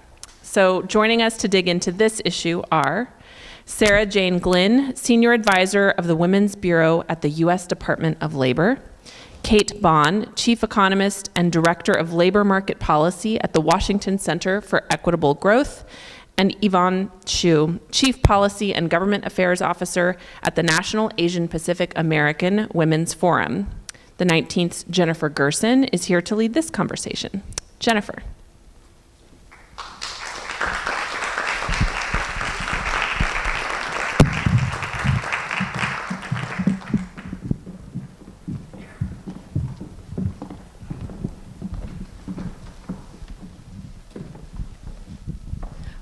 Well, thank you all so much for coming, and I'm so excited to talk with you three about this today. And I actually want to start with a question we got from one of our readers who said, this is Holly from Fort Worth, and she asked, what do I say to those who insist that the pay gap just doesn't exist and has nothing to do with gender? And I'd like to expand and say, and race. What do we know, and how do we start the buy-in component of this conversation? Kate, do you want to start with that? Sorry. I'm revealing that I'm a Leo. I'm just going to jump into it. So, I mean, this is something that comes up a lot when I have these conversations, particularly sometimes people sort of have this idea that women are choosing it. And when we look at the reasons that explain the gender wage gap, that means it doesn't exist. I find that a little frustrating. It's like we do all this research, we try to look at the different components of what we think would help determine what someone is paid. And when we do that, we do find, we can explain why the gender wage gap exists. That doesn't mean it doesn't exist. So for example, we might say that women are in occupations that pay less than the occupations men are in. That isn't to say that the gender wage gap doesn't exist because women are segregated into lower paying occupations, or it might be that women have fewer years of work experience, and that helps sort of explain some of it. But because women have fewer years of work experience due to often caregiving responsibilities, that doesn't mean it doesn't exist. I still think when we look at that aggregate number of 20 cents less than men to the dollar, that still gives us a really good benchmark for the lower level of economic well-being that women experience. We can break it up and we can look at it. Sometimes within the same workplaces it reduces a lot, but the overall picture is women across the economy are not doing as well as men are. And if I could just add a little bit to that, a couple of my colleagues did some research working with folks at the Census Bureau, and they found that even when you control for everything that Kate just mentioned, right, the types of jobs people have, their education, their years of experience, you still end up with the majority of that gap unexplained. So we can't actually put a pinpoint on why most of that gap is there. So there's a lot of questions about what's driving that. Part of it is probably discrimination. There might be other things in there as well. And even when we look at folks within the same jobs, in every detailed occupation that we've been able to look at, there is not a single one where women earn more than men. But there are a whole heck of a lot of them where men earn more than women, even within the same job. So there's very, very, very long, research projects looking at this. It is definitely there. We've got the data to prove that the wage gap is a real thing. The question is just now, what are we going to do about it? And I think that's where I hope the conversation goes, right? That we can stop arguing about whether or not this is a real thing and really start digging into some of the reasons behind it and what we can do to fix it. So, to kind of take that further, what do we also know about how race starts to play into this? And what conversations do you think aren't always top of mind when we start to have this conversation about the fact that this is a very real reality and something that we still don't have a ton of kind of popular buy-in about? When you look at the pandemic, women of color were hit the hardest by unemployment. And one of the things that I think very few people know is that Asian American women suffer from the longest unemployment rate during the pandemic of any racial group. And I think that's shocking because of the model minority myth about my community. But we're not all doctors, we're not all lawyers. We have, think about the restaurants that you go to and the Korean American or the Vietnamese American restaurant worker who is in that job because of language barriers, because of immigrant status. And so, I think we really need to, when we're looking at the wage gap and also at communities of color, we also need to think about all these additional intersecting identities that impact how much they make. Yeah, Yvonne, I'm so glad you brought that up because I'd love to discuss that a little more too. When we talk about the wage gap, why is this a critical intersectional issue? And what does it mean to think about intersectionality when we're talking about the fact that there is a gender and race wage gap? And what other issues do people need to be talking about in this same conversation? I mean, one thing I think is really important, and I think Yvonne's example brings up this point, that there is such a unique identity faced by these different intersectional groups of women, and we need to understand those unique experiences if we want to be able to design policies that can address the overall gender wage gap. If you look at the aggregate level, you miss a lot of why women have these different outcomes. So for example, there may be long-term unemployment is very high in the Asian American community, particularly in the pandemic. If we look at, the gender wage gap facing Black women, a lot of it is, a much larger portion is due to discrimination. A lot of it is also due to occupational segregation. There's particular jobs. For example, Black women are heavily overrepresented as nursing assistants, which is a very low paid, very important, high risk job in the pandemic. So we really need to understand what each of these different groups are experiencing if we want to be able to design policies that can get us to eliminate the overall gender wage gap. Speaking of the pandemic, I'd also love to chat about what issues were kind of at play before the pandemic even happened in terms of where this gender and race wage gap exists. What happened during the pandemic? Who was disproportionately impacted? And are we even at a point today, 2-ish years out, where we can begin to assess where we are now and what has happened to these communities? Yeah, I mean, I'm happy to start, and then I'd love to hear from everyone else too. I feel like I'm a broken record on this, but I have been saying, and I know lots of other people have all along, like the pandemic didn't create any of these problems. It took everything that was already broken and made it even more so, right? So we know even in the best of times, for example, the unemployment rate for Black workers is roughly twice what it is for white workers. That's a long-standing issue that goes back as long as we've collected data. That's not a new thing, right? So it got much worse during the pandemic, but it's been a problem that needed to be addressed for a long time before that. Thinking about occupational segregation and how that relates to Black women, the Department of Labor put out a report earlier this year where we estimated pre-pandemic, so before these really high levels of unemployment, that occupational segregation into particular low-paying jobs cost Black women almost $40 billion in lower wages per year. And for Latinas, it was almost $47 billion in lower wages relative to white men. So this isn't just like a small issue, right? This has implications for individual families, but also for the economy overall, because we're talking about such deep and systemic inequalities.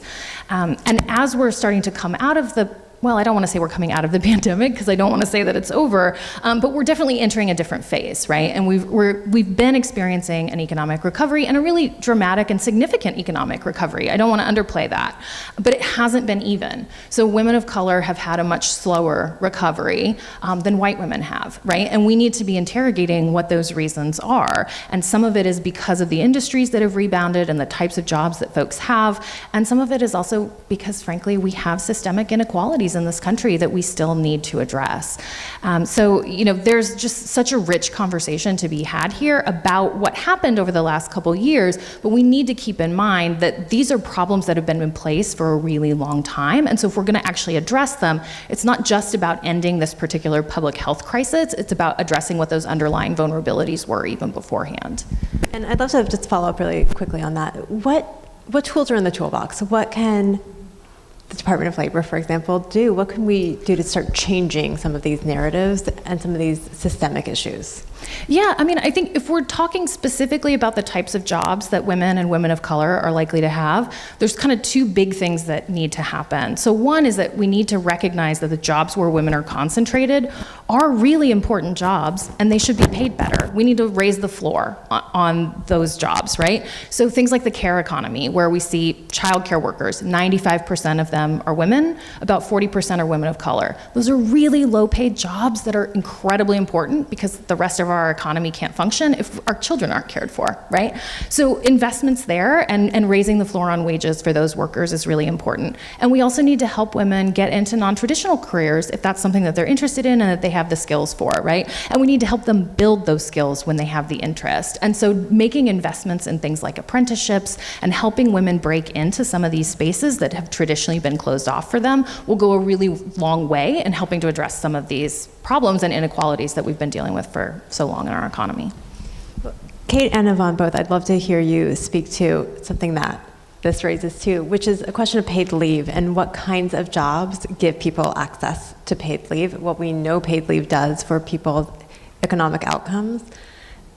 What are we not doing and what are we not talking about? We had a great conversation before we came out here about how I was very grateful to be at a place where I had fantastic paid leave after just having a baby this year, and that was critical to my being able to do my job. What's not happening for most people? First, congratulations on the baby. Having a baby during the pandemic is not easy. I experienced that myself, and I was also very fortunate to have paid leave. But when we're talking about the most vulnerable during the pandemic, these are folks who are on the frontline workforce who don't have access to paid leave. And these are folks who need it the most. And I think I want to even bring in a topical conversation about this infant formula shortage. And people are like, well, people should just breastfeed. Well, if you're working a frontline job, that's really not an option. And so I think people often forget that. These are really the most vulnerable workers, and they were hit the hardest, I think, going back to the pandemic.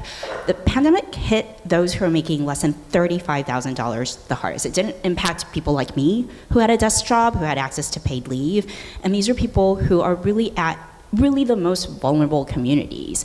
So I think, we do need better national paid leave, childcare. These are all things that will really support the families that need it most.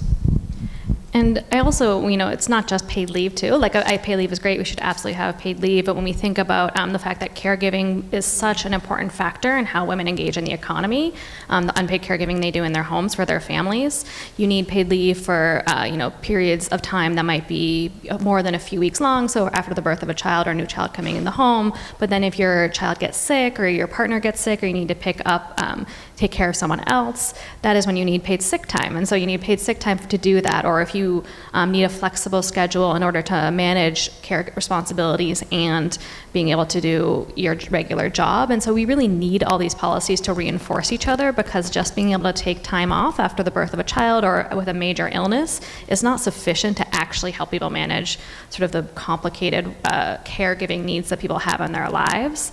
And when we also look at these types of workplace benefits, they're typically through workplaces, but sometimes through social insurance systems. It's that the lower paid jobs are those jobs that are less likely to have these benefits, and so we're intersecting lack of good benefits with pay. Sarah Jane has done research on this, so I would refer to her research looking at who has access. And it is, the same exact women who are earning less money are also the ones who don't have access to things like paid leave and paid sick time, flexible scheduling that they have control over, and factors like that. So I feel another topical conversation right now is there's a big conversation to be had about the future of reproductive health care, and really holistically reproductive health care, from contraception to abortion access. What do we already know about how all these things factor into, again, people's economic outcomes, and knowing that we're already in a formula shortage, we're already coming out of a pandemic, and that we are waiting to get a Dobbs ruling? What things are you thinking about in terms of what's at stake for people's economic security and economic mobility right now? It's frightening. A lot of the work that we do is focused on reproductive justice, so thinking about access to reproductive care from an intersectional lens. And I really can't, it's so hard for me to picture what it's like for someone who needs to seek care, especially someone living in the South, someone who is low income, someone who may not be able to travel out of state because of financial reasons, maybe because they have to take care of children. They can't leave their kids at home. Maybe they can't travel out of state because of their immigration status due to checkpoints. And these barriers already exist. And so for the most vulnerable, they're not able, the right to abortion has not guaranteed access. So if Roe falls, I really don't, it's going to be extremely frightening. And I think just from a personal standpoint, not even getting into the economic standpoint, I know we're here to talk about the wage gap, but I'd love, it's frightening, and I'll just pause there. I mean, we have economics research that can really add to the frightening picture that you described, that really emphasizes exactly what this is like for women. There are direct costs, and that would be things like if you need to take time off to travel, you may not have access to that time off, or if the cost of services is just very high, you may not be able to access that cost. Having an unintended pregnancy comes with a whole other host of costs. But in addition to that, there are indirect costs. So there's research that shows that women just plan for their lives differently when they don't have control of their own bodies. Women are less likely to enter and complete education. They're less likely to go on to graduate degrees. They're less likely to have, future careers as doctors and lawyers. We have research that looks at these exact things. And one sort of specific one that I've looked at is looking at targeted restrictions of abortion providers now, so trap laws like the Texas Home Women's Health case, where essentially, they're designed just to target and close abortion clinics. They're not necessarily medically justifiable laws, and women who live in those states that have these real major attacks on the ability to access abortion care, they are less likely to go into higher paid occupations year over year. They're less likely to be able to transition from unemployment into employment. And so when we're thinking of the gender wage gap, we know occupations play a big role. And so if we're just stacking it against women who are already facing these barriers and trying to get into better paying jobs, and we're making it even harder for them to do so. I think another thing a lot of people are thinking about is, depending on what we see with Dobbs, what other things we might see. And I know another conversation I feel like a lot of folks are having is about contraception too. And what do we know about contraception and how that plays into all these same things we're talking about? Why is this really an intersectional economic issue when we're talking about access to contraception? One quick point I'll make is that so much like the kind of policies you need for caregiving, I think reproductive health care is really sort of multifaceted and reinforcing. And so there's research that shows, in particular, it is not only having access to contraception, but contraception and abortion care is really critical, because with having contraception, it might affect how you plan to go into college, but in order to complete college, you also need to be able to get access to an abortion if you need one. So you really need the two things to ensure that you have control over your bodily autonomy. It cannot be just one or the other. I will just add to that. I've recently heard the analogy, with COVID, there's the Swiss cheese approach, right? Mass don't do everything. Vaccines don't do everything. You can't vaccinate everybody, but a bunch of preventative measures layered together creates a Swiss cheese effect. And I think this is where we're headed for reproductive care. Contraception, hopefully in the next couple years, will be even more widely available. There's a FDA process that will begin soon that will make birth control available over the counter. This is one of the solutions, medication abortion, which we haven't really touched on. And I think having reproductive freedom gives women the autonomy to build the life that they want to build their careers, have economic freedom. I think it's all tied together. So, on that note, what would you all like to see happen in your fantasy economist brain lives? What should be happening in terms of all of these things that we're talking about? What are some of the steps that could go into effect that could change economic outcomes and close this gender and race wage gap? We can go down the line, I think, because I'd love to hear you all talk about this and what you envision for what this future could look like. Yeah, I'm happy to go first. I think there's two ways I would think about it. Part of it is that we do already have laws in place that address some of these things, but unfortunately they aren't all or have not always been well enforced, right? So gender discrimination, racial discrimination, discrimination based on ethnicity or country of origin, those things are already illegal when it comes to setting pay or making hiring and promotion decisions, right? That's why we have things like the EEOC. And so making sure that these laws that are on the books are being well enforced, right? We're here to talk about Title IX. That's the context of all of this, right? We do have a long legacy of these laws in the United States. And so making sure that they are protected and enforced is really important. And putting resources behind that is really important.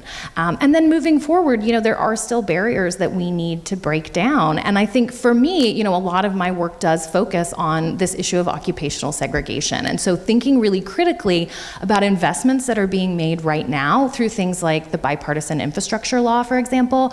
There's a lot of money that's going out to states right now around built infrastructure. There's going to be a lot of jobs that are created out of that.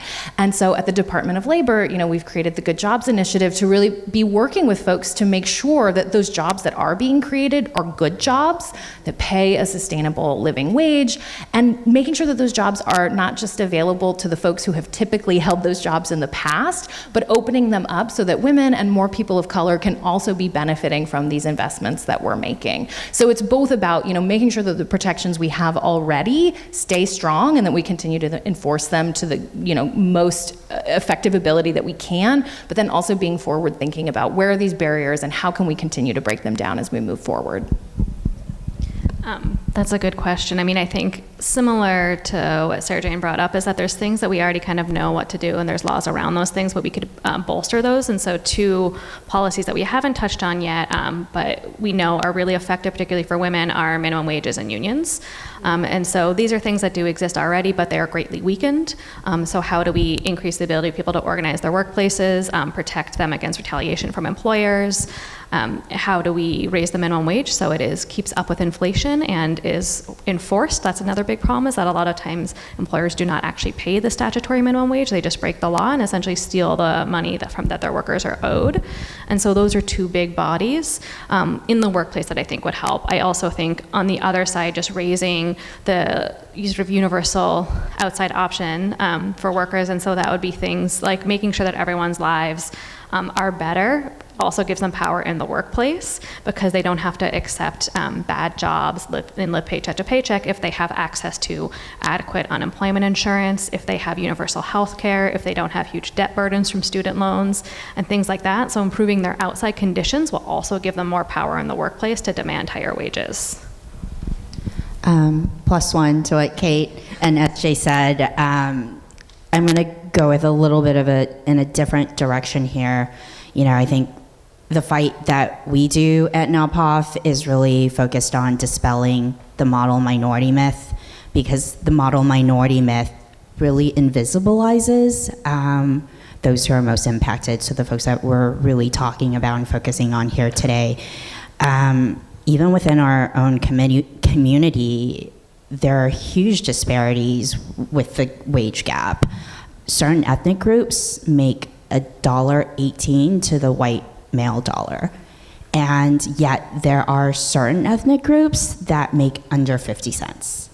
That's a huge range. And when you aggregate us together and average us, the Asian American and Native Hawaiian Pacific Islander wage gap averages at 75 cents to the dollar. So when you lump us and speak about us as one community, it really invisibilizes those who are most impacted. So one thing I think really is just having better data, disaggregated data, to tell this story. Just to kind of bring this back full circle to how we started, we had that question from one of our readers and viewers asking about, what do you say to people who don't believe this? What do you say to lawmakers, to taxpayers, about why there should be buy-in on this issue and on some of the things you all just discussed? How do we have this conversation about why this impacts all of our communities when we talk about the gender and race wage gap? So again, let's just go down the line because we're having a great time here. Well, I mean, I tried to nod to this earlier too, but I think it's easy to think about this as an individual level problem, right? How am I being paid relative to my coworkers? What does this mean for my bank account? What does this mean for my family? And that is a really important aspect of this, right? Individual people are suffering and we should care about that deeply. But there are larger macroeconomic impacts as well. And I'm sure Kate will happily speak to this as well. But we should care about how our neighbors are doing because it does impact all of us, right? If there's one thing I would hope that we have taken away from the last couple of years, it's that we are not each little individual islands. What happens to you impacts me and vice versa, right?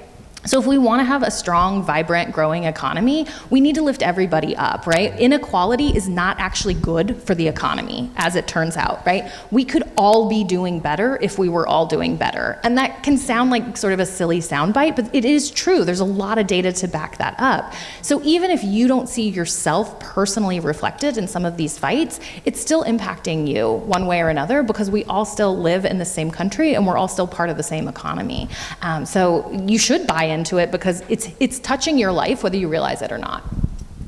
Yeah, second to that, and if anything, I do think actually that you should care about your neighbor argument is maybe one of the strongest tools we have is just to get people to have more empathy. In absence of people having empathy, there is an economic case to make, and so the organization I work for, Equitable Growth, this is the whole premise. My organization believes that when we look at the wide body of economics research, economic inequality distorts growth, it obstructs growth, it prevents growth. What we're seeing when women are not in jobs, cannot get access to every job that they would love to do, it is a misallocation of talent that harms the whole economy. Our economy is unproductive if people aren't able to match into good jobs, if they aren't able to earn enough money that they would then be consumers and spend in the economy and boost aggregate demand. It's all these spillover effects from having a dynamic economy that we are missing out on by holding back women. I think we should all care because women carried us through the pandemic. Women were the ones who were the first to quit their jobs to take care of children. Women had to stay home. Women had to take care of elderly parents. Women continued to show up to their frontline jobs during the peak of the pandemic. So we should care because we're the ones who carry us through. Thank you all so much for coming today. I think it's just been a fantastic conversation. It's been an honor and a pleasure to chat with you all about this, and so excited to see what can come out of all of this and these next steps. So thank you. Really appreciate it.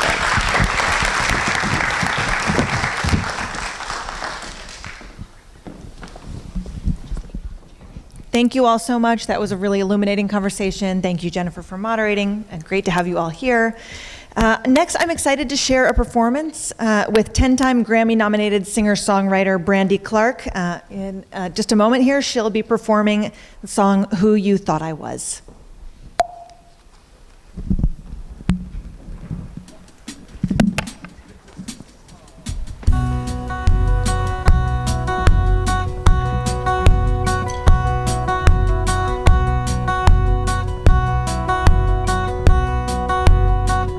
Used to wanna be a cowboy, a shadow in the sunset. That's why I started smoking cigarettes. Used to wanna be a cowboy, used to wanna be Elvis. Drive a pink Cadillac car. That's why I learned to play the guitar. Used to wanna be Elvis. There's a lot of things I used to wanna do till I met you. Now I wanna be honest. Now I wanna be better. Now I wanna be the me you should have been when we were together. I wanna be at least almost close to with your love. I wanna be who you thought I was. Used to wanna join the circus, hang around with the freak show. We should learn to walk a tightrope. Used to wanna join the circus. Used to wanna stay 18. Used to want an Airstream with a lawn chair, tumbleweed view. Now I just want you. And I wanna be honest. Now I wanna be better. I wanna be the me I should have been when we were together. I wanna be at least almost close to worth your love. I wanna be who you thought I was.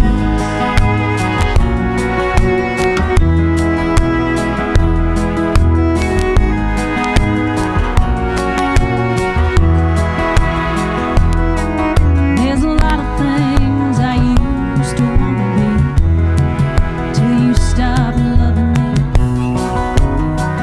Now I wanna be steady. I wanna be forever. Now I wanna be the me I could have been when we were together. I wanna be at least almost close to worth your love. I wanna be who you thought I was. Yeah, I wanna be who you thought I was.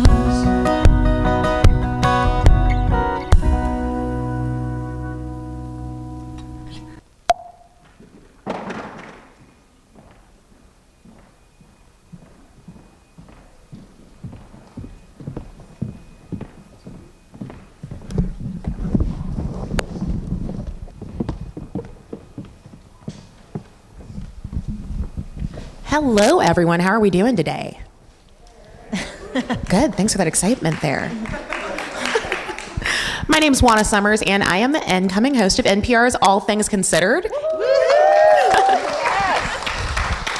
I am super excited to be here with all of you and really proud to be a member of the 19th. I have been hearing so many great things about all of the community and conversations you've been having. And I'm super excited because I get to talk with the founding mothers of this wonderful organization. Now, you've already been hearing from Emily Ramshaw and Amanda Zamora a little bit, but I want to introduce you to our other new friends over here. My dear friend Erin Haynes is the 19th's editor-at-large. And Johanna Derlega is the Chief Revenue Officer for the 19th.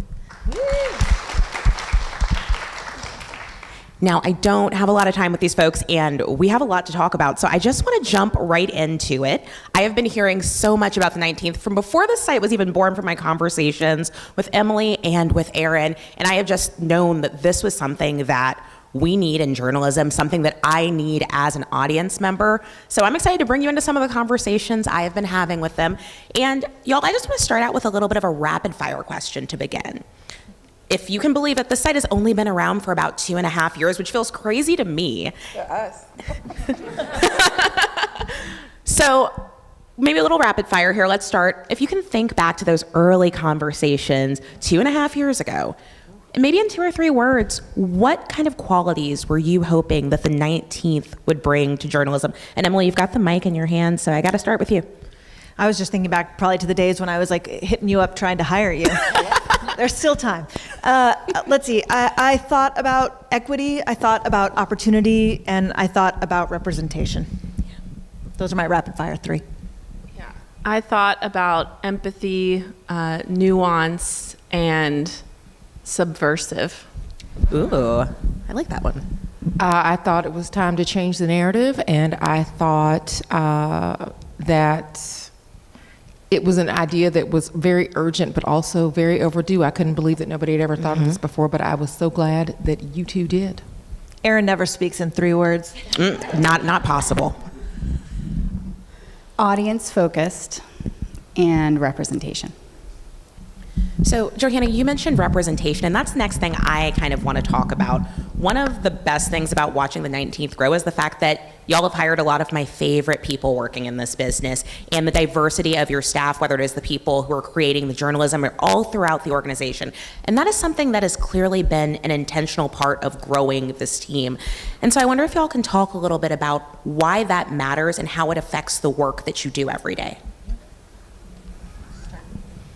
I'll just quickly say it is not about the headlines per se, although that's the most obvious, representation of the way that we think about political journalism that centers women and people of color and LGBTQ plus folks.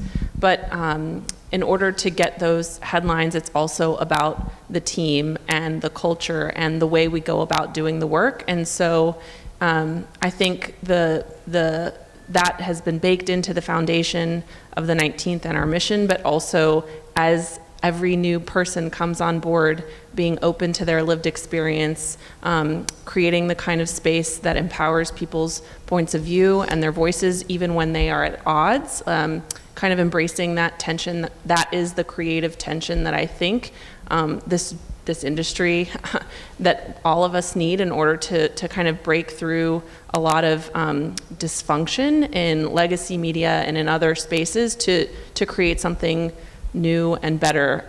I don't think that kind of growth doesn't come without building that diverse team, but also being open to that growth, which sometimes, growth is painful sometimes. And I think that we've seen that through the pandemic, and we're committed to that process.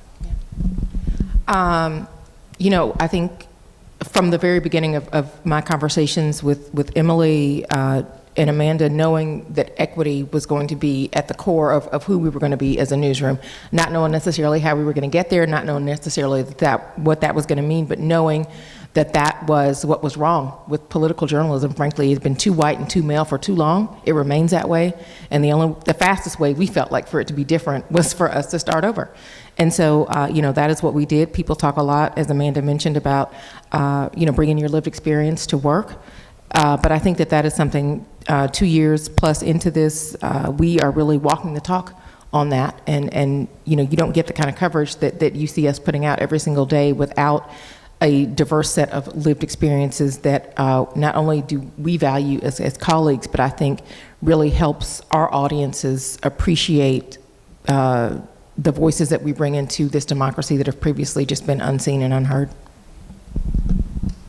One of the things that has impressed me about what you all have done is that this is clearly an organization that knows how to pivot. We should just acknowledge the fact that you launched at the beginning of a pandemic where we all went into our homes. You did not meet most of your colleagues and the folks that you work with for some time, which I have to imagine took some pivoting, but it's also about the types of ways in which you talk about what you do and the types of people that you're inclusive of. One of the things that I noticed as an outsider is the ways in which you changed your mission some in order to include a diversity of marginalized genders, not exclusively women. And I wonder if you can talk a little bit about what that process was like, some of the ways in which you had conversations both inside your newsroom and outside that led you to that point.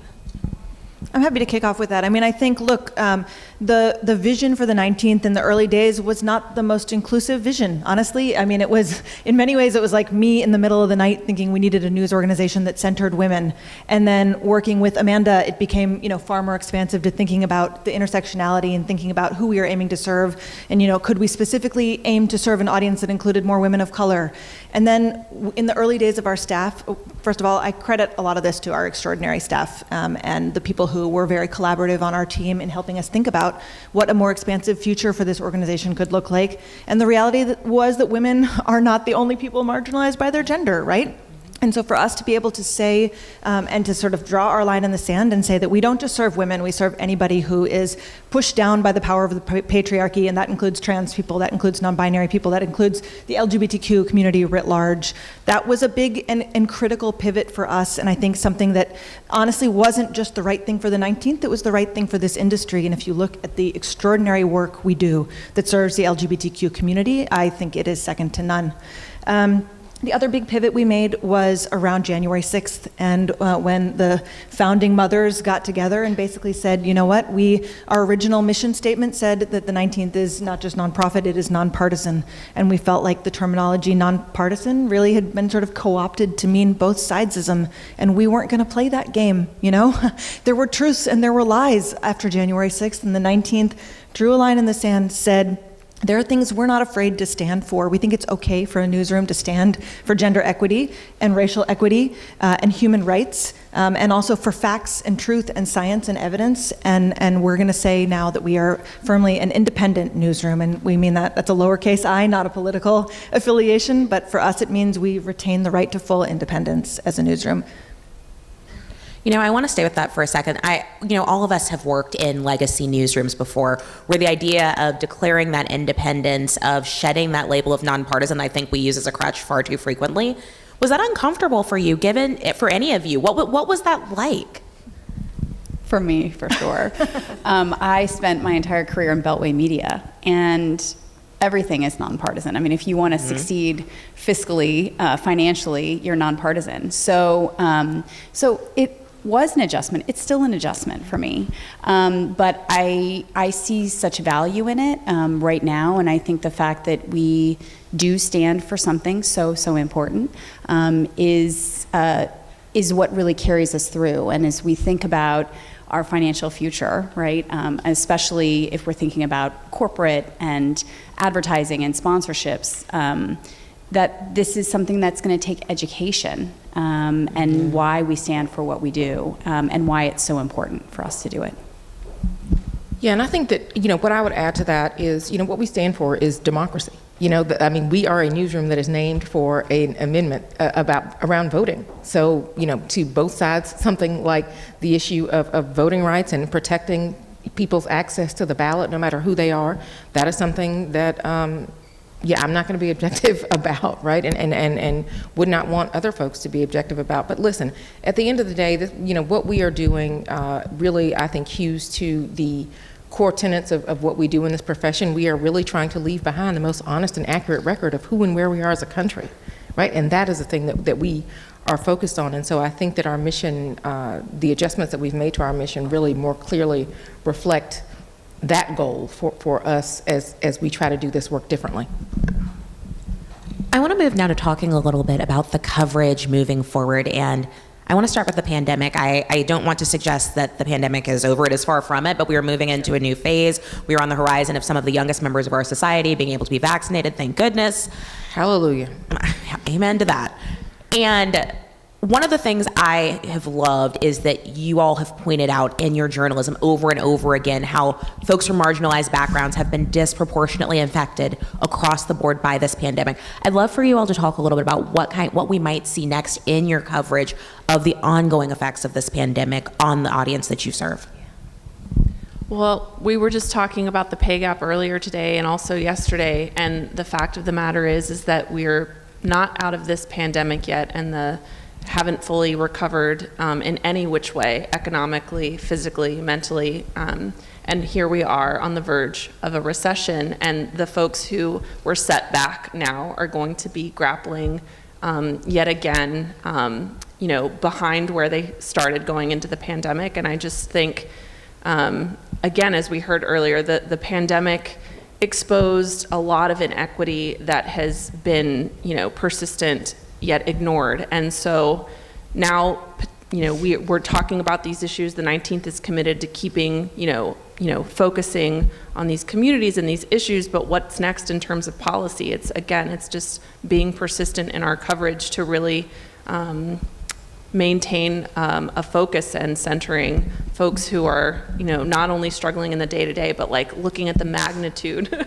of the economic impact and what that amounts to in their day-to-day lives, and also what it amounts to in elections. We're covering politics, and a lot of these things do play out at the ballot box. And when voting rights are at issue, whether or not people are even getting the information that they need, we're living in layered on top of everything. We're living in this era of mis and disinformation that even just makes it so infinitely complicated to get people basic, accurate information that they would need to leverage in order to exercise their agency at the ballot box. So these issues are just so critical, and I think that they're only going to be more so. And so trying to do the best job that we can do to shine a light on those issues, but also make sure people have the information that they need to vote well. Yeah, that's exactly right. I mean, look, what we know from our audiences is that they are continuing to navigate this pandemic. They are continuing to try to navigate this democracy, frankly, right? And what we are hearing from people, whether it is the experts that do this work for a living every day, or the experts who are the people that we are interviewing who are living this every single day, is that they're not going back, right? And so what I think so many of our journalists and what we are committed to doing as an organization is to really document that new normal.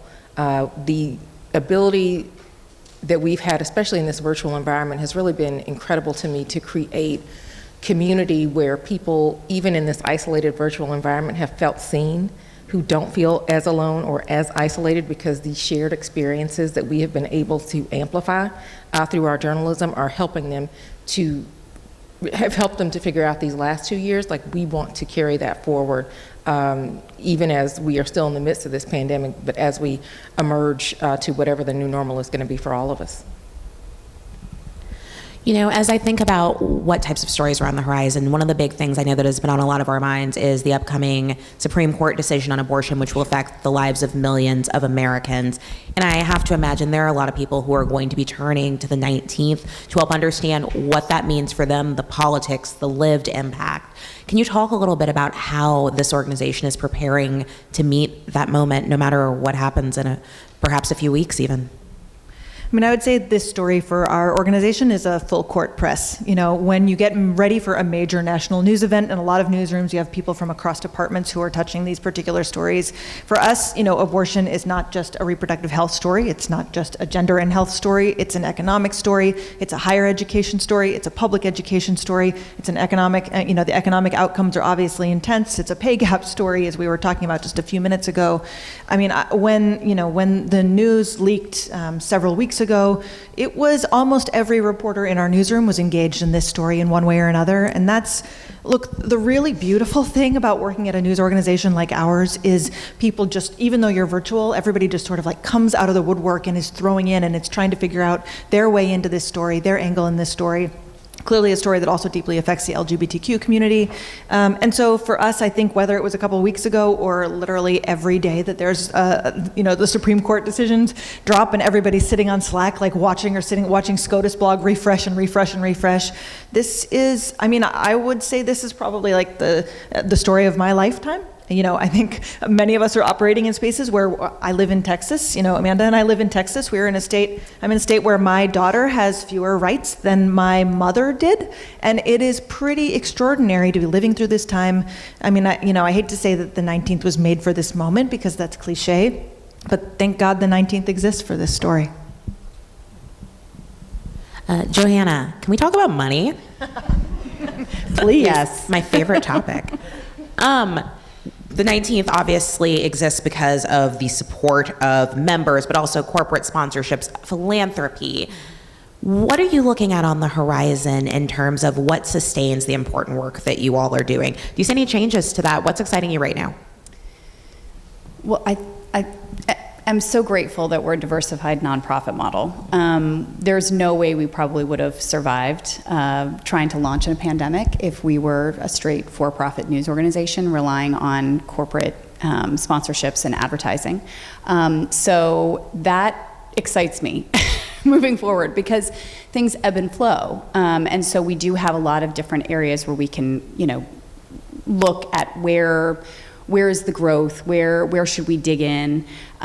Looking, on the horizon, we're seeing a lot of continued major donor support and interest. Our coverage is second to none. Our LGBTQ plus coverage is groundbreaking, and a lot of people have taken notice, and certainly right now with reproductive rights, we're seeing a lot of interest from foundations as well as major donors. In terms of corporate sponsorships and advertising, that's been tougher. Last year was a better year. We had a little blip, and it was really exciting, but there's a lot of fear right now. The globe is in chaos. But what we're really looking to do is, what new opportunities can we offer? And we've got some things in the works that we'll be unveiling in terms of really aligning with organizations that share in our mission of equity and representation, and approaching those organizations and working more deeply with them, and really approaching them as a nonprofit rather than just a news organization. I think that's something that's really differentiated. We've really been going after them as just straight advertisers, and we are a nonprofit, and so we're kind of working through some opportunities there. So I'm really excited because, again, there are so many levers that we can pull, and it's new to me. I was always in for-profit media, so stay tuned. Stay tuned. All right, well, that is exciting. I want to talk to you about one other coverage area that is near to my heart. I happen to think it's one of the most important stories to tell, and that's the story of climate change. And I love that you have devoted someone to covering the intersection of gender and climate. I think it's so smart. Can you talk about why that is such an important role to invest in early in the company's existence, how you see that story evolving?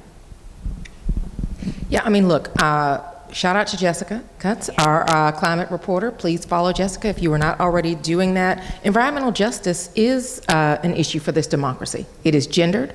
We are absolutely learning that through Jessica's amazing coverage just in the short time that she's already been with us. Literally a story Jessica has on our site today about, tips for pregnant people in, everybody's talking about how hot it is right now.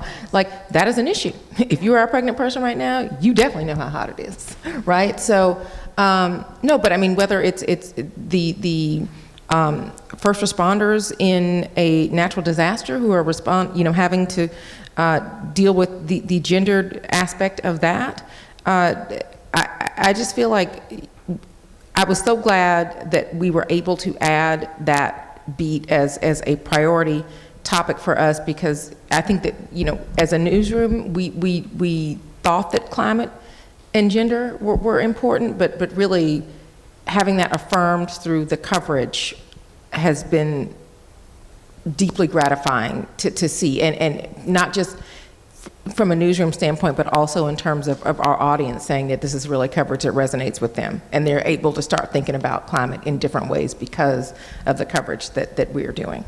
I mean, there's a gender angle for almost everything. Mm-hmm. And when we first told people we were starting the 19th, we had a lot of people say to us, what, you're going to run out of things to write about. There's not enough to write about. And in virtually every vertical, there are so many critical stories where you see women and queer people are disproportionately affected or negatively affected or affected in an outsized way. And I think, climate is one of those examples, but there are so many, whether it's military, whether it's criminal justice, the list goes on and on.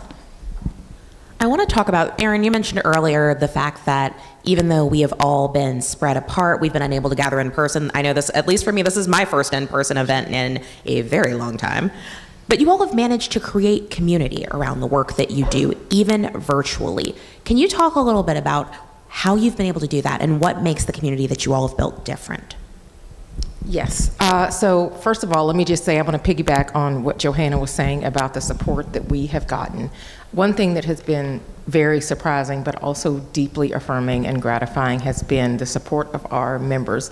Those of you who are out there in the audience, those of you who are watching right now, I'm going to get emotional. Thanks, Juana. Sorry. But, I mean, for people who have given as little as $19, as little as $5, whatever you have been able to give to support this organization, I cannot say how much it means to us that you all continue to do that. It just really resonates with us that you think that we should exist in the world. I mean, here we were, the four of us thinking that we maybe had a good idea, but not really knowing if that was going to be true or not. And then we launched in January of 2020, and so many of you have just shown up for us again and again. the virtual events that we've been able to put on before we were able to be here in person with you all for the first time this year, that so many of you have been in the room with us on a Zoom screen for as many Zoom screens as you have to be on, that you wanted to be on a Zoom screen with us. Thank you. Thank you so much for that, and thank you for showing up for each other and not just showing up for this newsroom. That really does mean a lot to us, and I hope that comes across in every single event that we've been able to put on. But yes, I mean, the newsletter subscribers, thank you to all of you. It means a lot that so many people are subscribed to the newsletter every single day, that you share it with other people, that you're using it to connect with all of the genders that are in your life. That means a lot to us as we continue to do this work. But yeah, I mean, I think you could not have told me as a pandemic baby that we would have been able to create the community that we have created in just 2 years, but we absolutely feel that love, and as we are getting back out into the world, we feel it even more strongly, and we are just so grateful. I think that the reason that we are able to create this community is because, again, you've got people who are saying, wow, I'm seeing myself, I'm hearing myself for the first time in journalism, in political journalism, right? Whether they were already politically active or whether they had no politics at all, but they give a damn about this country. And they are realizing, hey, I care, these are other people who care, I want to be involved, I want to be a part of this. I think that's what really feels different. And that they are welcome, and that they know that they are welcome here. I just want to add to that. It is about, we can quantify all of the ways that our audience and our community has grown remarkably over the last 2.5 years, but it is the people who are sharing our stories on social media and saying, I've never seen this in another news organization. Thank you for doing this. I feel seen. And also, it's more, I'm in Austin, and as I've gotten back out in the world, I am meeting people out in my community who are thanking me for the reporting that they're seeing coming out of our newsroom.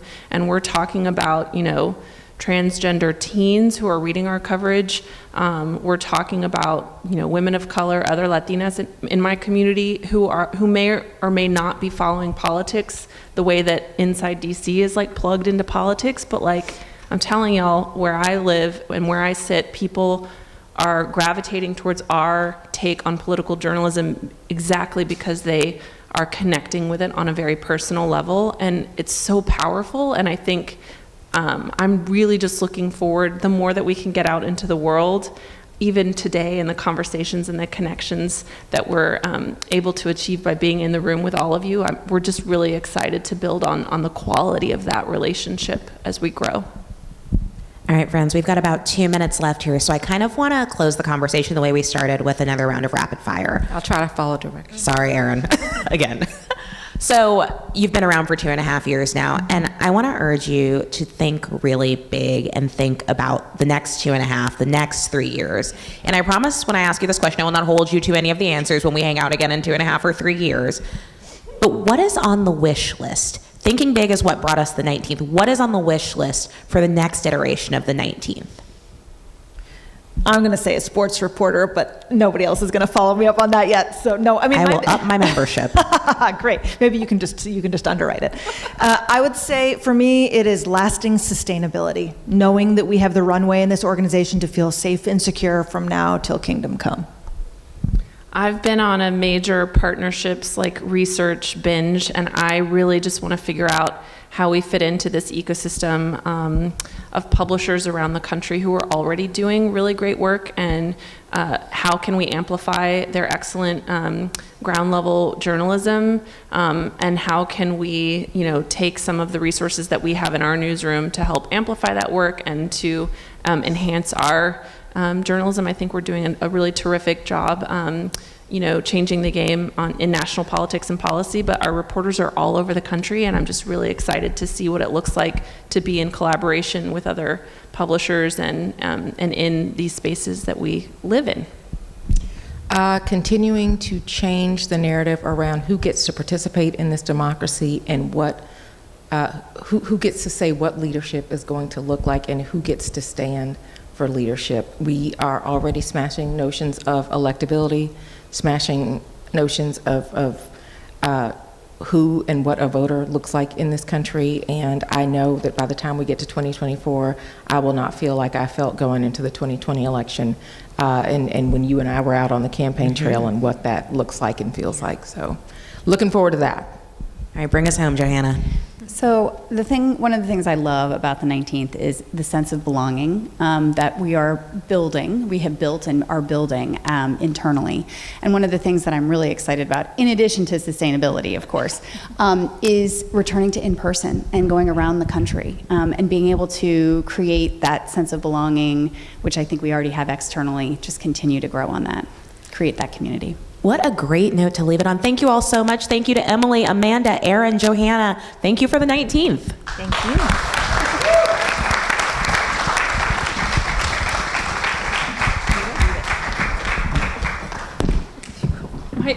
My legs, no, numb feet,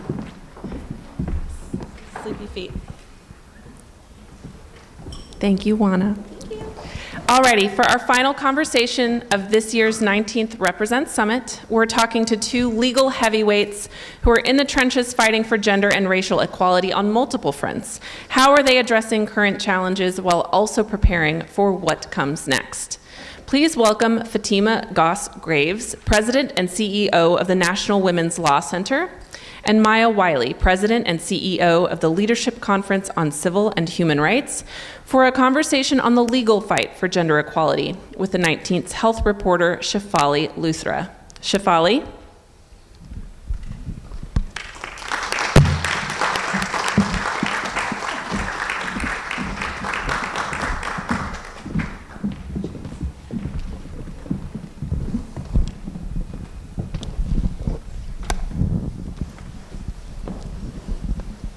Thank you for that introduction, Emily. I am so excited to be here with these two incredible minds and heavyweights in their field. And we have so much to talk about and so many questions from all of you that I am just thrilled to get to. And I know over the past hours and days, we've heard so much about the historical, widespread impact of Title IX. And we've also heard a lot, right, about the areas where growth is still needed. And I would love to start really big picture, and maybe Fatima will start with you first, and then go to you, Maya. When you think about what the most radical change was that Title IX wrought, what do you think of first? So, and Title IX is a radical law. I hope that people really understand that, in part because at the time, discrimination was really routine in every facet of education, including just plain old rules that you could not enroll in certain schools and that you couldn't be in certain programs. And so passing this law that basically says, stop what you're doing and do something different, that is a radical idea. And so for me, the idea that Title IX's promise of non-discrimination has endured over 50 years. That has been the boon. And in practice, what it has meant is that women are in fields they were not in 50 years ago. Women are participating in sports in the ways that they weren't, that there's an understanding and set of protections around harassment that are basic routine understanding that education programs should not be spaces of discrimination. That has been the win, the understanding and shift that school and learning should be free of discrimination. Yeah. You know, this is like when you're doing anything with Fatima, all you have to do is say yeah. You know, I think just to underscore what Fatima has said, it's both that we have legal protections, but it's how it shifted our expectations as a society about the role of women, girls, and now folks who are transgender, folks who have different identities about who they are, about their own bodies, in ways that have fundamentally challenged the fundamentalism that said who you were and what you could and could not do just based on who you were. And the reason that is so important, and is always true whenever we protect rights for any group, by the way, right? Always. The more protective we become of people's ability to live full, fair, and opportunity-filled lives, it actually helps everyone, but it makes society a more cohesive, robust, prosperous place. And that's actually what Title IX represents. And I think the importance of that recognition is why the attacks on it are so important, to understand what they really represent. It really is trying to take us backward to a time I don't think any of us want to return to, and I'm damn sure I'm not going back. And I mean, sort of building on that, right, I think what you've articulated is just really powerful, what a radical shift this was, and how what it represented in some ways was broader than the text, right, of the law itself. But if you were to sort of think about areas where there was still room to grow, right, the biggest pressing questions that remained, what do you think of first? And Maya, maybe you can start this one. Oh, okay, there's a list. But having served in a university, and actually, frankly, in every aspect of professional life, we know sexual harassment and sexual assault, literally sexual violence, and its impact on our opportunities. And I say "are" intentionally without gendering that, because, frankly, sexual violence happens to everyone. But in particular, what we know about how it happens in institutionalized settings, whether it's schools or the workplace, it is actually a problem that is about power and power over.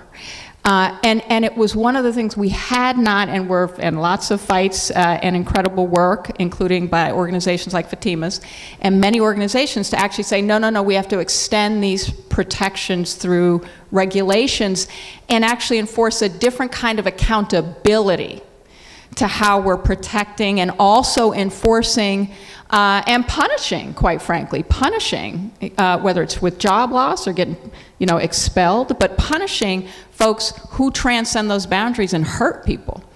Because that's really what we were talking about, and that is clearly work that we are still doing. Yeah, certainly the agenda around gender-based violence in schools is significant, and at the Law Center we spend a lot of time addressing it in K-12 schools, in high schools, and in middle schools. But some of the areas that are grabbing our attention and where we're spending more time include supporting students who are parents. Disproportionately, women of color are more likely to be in school and parents at the same time, especially in community colleges, and ensuring they have what they need. And then I have to say, we spend a lot of time, unfortunately, thinking about the backlash, the waves of backlash. And that has shown up in the attacks from men's rights groups around addressing schools' efforts to address sexual violence and make schools safer. But it is also showing up in efforts to just do equity on campuses generally. We're seeing attacks that doing trainings in the aftermath of a discrimination complaint, we're seeing that called into account. We're seeing that happen in Virginia, these executive orders that are all for some strange reason labeled critical race theory, even though they aren't. These are anti-rights attacks, and Title IX is a real part of that. And one thing that I think you're sort of getting at, right, is that this moment that we live in right now is just such a complex moment for Title IX's promise specifically, but also for gender equity broadly, right? I mean, we've talked earlier today about what it means to be a young trans athlete. We are all waiting to see the Supreme Court rule on the Dobbs decision and its implications for abortion rights. We are seeing future concerns about access to contraception. And you talk about backlash, and how do you help us sort of process and understand this moment we are living in right now and what it means for the future of gender equity? I think it's really important that people understand that these are not separate fights. The fights around banning books and the fights around contraception and abortion and attacks on trans lives and bodies, these aren't separate fights. These are the same fights. And they're also tied up with efforts to suppress vote And you know, if we take ourselves back to 50 years ago, to 1972, and then Roe coming down in 1973, this was a time of great progress. There was, you know, advancements around the Equal Rights Amendment at that time. There was a very different conversation happening in the country that was movement-led around, you know, what it means to participate in our politics and in our society and in our institutions. We're having that conversation again. We are having that conversation again, and I think that's why we are seeing this backlash come in a range of forms. This sort of idea that you can either opt out of longstanding protections or blow them up entirely and ignore decades of precedent. And it feels really scary. And so I actually think what's most important is that people remember that we are the majority. The majority of people in this country, they don't want to see abortion banned. They don't want to see Title IX eroded. They do not want to see books banned. And surely the more than 90% of women in this country who've used contraception are not trying to have you take it away. So that disconnect, we're going to be in a fight culturally and politically for a while over the future of this country. But I have great confidence that over the long run, we will be okay because we are the majority. So I won't give you my Virginia colony lecture about the intersections between race, gender, and class in this country. But this is I'll spare you that, but it's just another cosign to what Fatima just said about how this is all wrapped up.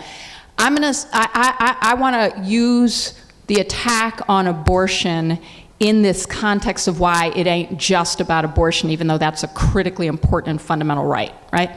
It's because if you think about what Fatima just said about the time period in the country, you know, and where we were in the early 70s, you know, the civil rights movement having been so impactful and effective, the women's rights movement, the anti-war movement, but you know, we were in movement times that significantly not only challenged but changed the laws and the norms of the country. Well, the first attacks on abortion, which was a widely held, understood, I mean, it's, you know, not that there wasn't contestation religiously, but the fundamentalists were not attacking the right to abortion in 1972. They weren't. It took them 6 years after Roe before they started attacking it, and it really started originating out of the attack on segregation academies in the South. The point there isn't that there isn't a real deep disagreement in this country. I'm not washing over whether there is disagreement, whether there are people who have deeply and personally held beliefs about whether abortion is right or wrong. My point is there are intentional strategies to wedge us on gender, on race, on sexual identity, on all these things, right, that have now been labeled the culture wars. The culture wars. It's not a culture war. It's a power war. It's a war about whether or not our democracy is a plural one, whether it's one where we all belong and have a voice, or whether it's one where some of us should shut up, accept what we're given, and do the bidding of a powerful few. And that's why it is about all of us. And when you look at the way that the draft Alito opinion, but we could do this whether we're talking about Title IX, we could do this whether we're talking about abortion, we can do this on voting rights, right, to Fatima's point. But the framing of that opinion, if we take it fully out of the legal terms and the legal arguments about abortion or not abortion, fundamentally it's a roadmap that says none of your fundamental rights are fundamental. They're all up for grabs. And after we dismantled your rights, your voting rights, your ability to vote free of discrimination, your ability, you know, for the government to step in and make it easier, all of that, right? Political gerrymandering, fine. So that the power balance of the majority shifts and becomes subjugated to a structure that is not democratic. I'm still with Fatima on hope. right? But I say that because I believe we have to look really, really clearly down the face of coming authoritarianism and power and democracy for only a few. Look down the face and recognize it's coming for all of us. And that we are here because we have been winning. The retrenchment started 30 years ago, 40 years ago, because we were winning. And what that tells us is when we continue to unite in our fight for fundamental rights across all our rights, that actually we win and we will win. And, controlling our bodies is on the path to authoritarianism, making you feel hopeless and that there's nothing you can do about it. A court that you can't change has made this rule, so too bad. Live with it. All of that is on the pathway to authoritarianism, and we just have to recognize what it is when we see it. Since we are on this topic, I'd love to hear a bit more. I mean, if the Supreme Court decision does look like the draft that was leaked, on the issue of abortion specifically, where do we go next? It's very possible that it looks exactly like that, and it's possible it is written entirely different and has the same outcome. So I hope that folks don't get too caught up in, in Justice Alito changing a word or two here or there. I think what we will see happen is over the course of the year and pretty rapidly over the summer, 26 states immediately ban abortion. Some have already have laws on the books that say as soon as the court does this, we're good. And the ones that don't now have the opportunity to copycat Texas and put in place a ban that has a vigilante-style enforcement mechanism. And so what that will mean in practice is that for people who are seeking abortion, it'll become harder to access. It'll mean that if you have means, maybe you will travel, although states are trying to ban you from traveling. And it will mean that many people, and I predict mostly Black and brown women, will find themselves in contact with the criminal justice system. And we know what that looks like. We have other models where we have seen escalations in the criminal justice system. We know what that does for lives, futures, families, homes. So that's what we're gonna see with a giant public health crisis tacked on top. Our systems are not ready for it. Our criminal justice system isn't ready for it, and our healthcare systems aren't ready for it. And so our short-term thing in terms of people who are like, oh, what do I do? So the short-term thing that you can do is work to protect people. Like that sort of short-term mitigating harm is the important thing. But we are gonna be in a very long fight for our rights and freedoms and future. We just will be. So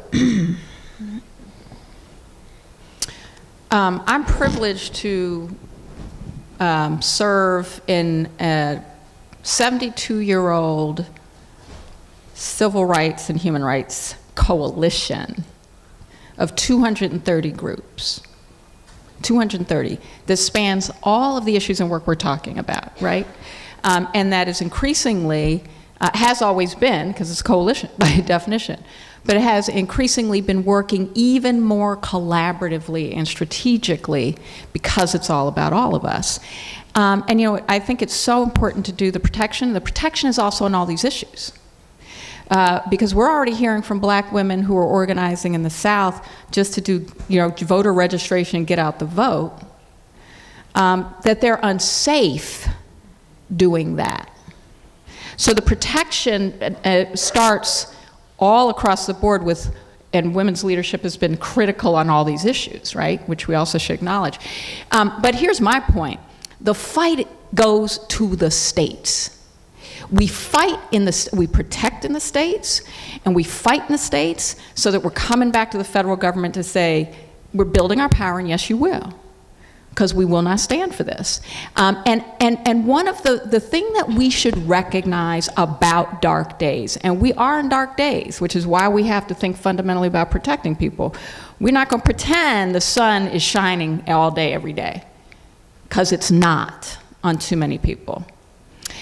But what it has done is created more unity, more engagement, more determination, more energy, more organizing. And what that tells us is, you come for us, we get organized. You try to divide us, we unify. And you tell us you're going to shut the doors of federal power, and if stuff's going to get stuck in Congress, we'll win it in the states, and we'll come back knocking down your door. Not violently. We're not talking about January 6th. Not what I mean. But we'll come knocking down your door saying, we lent you this power. Now we're going to tell you how to use it. I do want to go back, because you both brought up also within Title IX and broadly, right, how we think about sexual violence as well, right? And I know one thing we spoke about earlier was the implications of the Amber Heard Johnny Depp trial, which was really something people couldn't stop talking about just a few weeks ago. And my colleague Jen Gerson, who spoke earlier, wrote this piece that I have just sent to everyone I know about how the case's implications could be really devastating for people who are in situations, right, of domestic abuse. And I'd love to hear both of your thoughts on what this case means in the educational system, but also more broadly as we think about what it means to be a survivor in this country. You know, so I do want people to realize that most people in this country don't have Johnny Depp level resources, a fan base, and bots. So I don't want everyone to automatically assume that their situation is a Johnny Depp situation. And at the same time, it is for sure the case that a risk in coming forward and naming your experience and seeking help has always been that you're going to face some sort of legal bullying. So we have seen a misuse of defamation both in workplace complaints and in student complaints.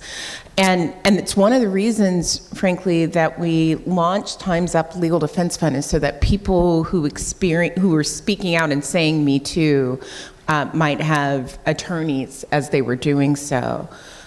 And at the same time, I just want you to understand, for most students who are coming forward and participating in their systems with their schools, they're not bringing lawyers with them. Right, you know, students are filling it out. Maybe you might bring someone with you, but that person might be a friend or an RA, maybe your mom. You know, it's not a legal process, which was one of our major complaints around the Betsy DeVos rule, that they had tried to create a legal process for a lot of people who didn't have lawyers and a lot of systems that weren't set up like courts. And so we have heard of students finding themselves on the other end of defamation concerns, and this is something we have to pay close attention to. We might actually need some policy reform to meet the moment. But I don't want people to be left with a feeling like, because the way that trial went, that all is lost for survivors. You know, our movement, our work, the gains that have been made are far stronger than that. I think that's really true, and I'll tell you what I worry about. So we already know that so many people who are victimized by sexual violence do not report. They do not come forward. That was true before this case. Or people who are abused at home, intimate partner abuse. That has unfortunately and sadly been a long-standing truth for a whole bunch of reasons, right? Including what people stand to lose, how they will be treated, whether they have a place to live. You know, so for so many people, the fundamentals are, I can't leave because I can't afford the housing, let alone feel safe. I mean, so it's so many fundamental issues that are deep and real. But you know, I sat, you know, having given commentary on a Supreme Court justice accused of sexual violence, where you couldn't even get a full investigation into whether someone was going to get a lifetime appointment and have power and decision making over cases that would even dictate what the law said and meant on issues of sexual violence, could act out in a way that by itself should have meant your confirmation was snatched from you because it was not judicial behavior. Critical point for the job. So we've been here for a while, We've made real advances. The bravery, thinking about Ana Maria Aquila, who came out, of someone I've known for years, didn't know she'd been raped until that hearing. So, I think that when we see examples of also when women step up, not just women, because again, sexual violence happens across our identities, but when people who are victimized step up, it does empower others to do it. And those are the stories we have to make sure people are seeing and hearing, as well as making sure we're paying attention to the policies that give people the ability to leave and be safe. As you were talking, I was trying to think, is she talking 1991 or is she talking 2018? But go ahead. Before we run out of time, I do want to go to some of the questions that our viewers have submitted, and I think this one speaks kind of broadly to everything we've discussed so far. And it's from Christy in Santa Fe, and she asks, as we think about the future of gender equity at large, what are the best ways non-legal professionals can take action or get involved? There is so much that non-lawyers can do, and far more, frankly, than the confines of our legal system. You can engage by signing up and getting information from groups like ours. You can show up at a rally or a protest or a gathering. You can bring your friends along with you. You could share your story if you want to, or support somebody else who's sharing their story. You could donate. You could donate to abortion funds. You can donate to political candidates. And you for sure, in this time, can make sure that those who have power understand, and understand deeply, that they cannot be neutral. This is not a time of neutrality. So whether you are, the dog catcher or the president, a member of Congress, or a state rep, you have a responsibility here. Your corporate leader, you have a responsibility here. This is not a time for the sidelines. This is a time for action. And people as constituents, consumers, donors, voters, they can make that happen. Completely. Canvassing is another one, because there's so much work to do that's public education work that anybody can do. You don't have to be an expert to be able to break it down to folks, what these things mean in just terms that everyone understands. A lot of times it's the non-lawyers who do that better than the lawyers and are better messengers, right? Because people are more likely to be persuaded by people they can relate to, and people who can talk to them in the terms they're used to talking to their neighbors, their family members in. And canvassing is both, whether it's for getting out the vote, but we're actually looking at supporting canvassing so that people are being educated on issues as their doors are being knocked. Because what we want is for people to be informed. There's so much misinformation, disinformation, things that people just are being told or hearing or reading. Some of it is intentional. It's straight up intentional, and we counter it in all the ways that Fatima said, in so many different ways. We can just be educated ourselves and share our own information. Before we wrap up, I want to end on a question that kind of takes stock of where we are in this moment and sort of gives us a forward-looking tone. And so this is two parts. I guess first, on the federal or state level, are there things that you see happening that you're really excited about, that you want to sort of shout out, that you think are interesting or important as we think about gender equity? And in a bigger picture lens, if the stars aligned and you had Congress, you had the White House, you had the courts, and you could pass the Title IX of now, right, and look back 50 years from now and have this giant policy, what would it be? I love that, the Title IX of now. I love that saying. So, sometimes we let our wins go by, and I think it's really important that we not do that. This spring, the Violence Against Women Act was reauthorized. This spring, we saw a ban on the use of arbitration for harassment claims in contracts. And the House has passed the Pregnant Workers Fairness Act with more Republican votes than I have seen in any bill, like maybe post offices, I don't know. And it had passed out of the House, the Help Committee, with all but 2 members of that committee. So we are very teed up to see the most protections for pregnant workers that we have seen in decades. So those are good and important things that we're on the cusp of getting. I don't call any of these like freedom bills. They aren't like the liberation. They aren't the Title IX of today, but they will help concretely.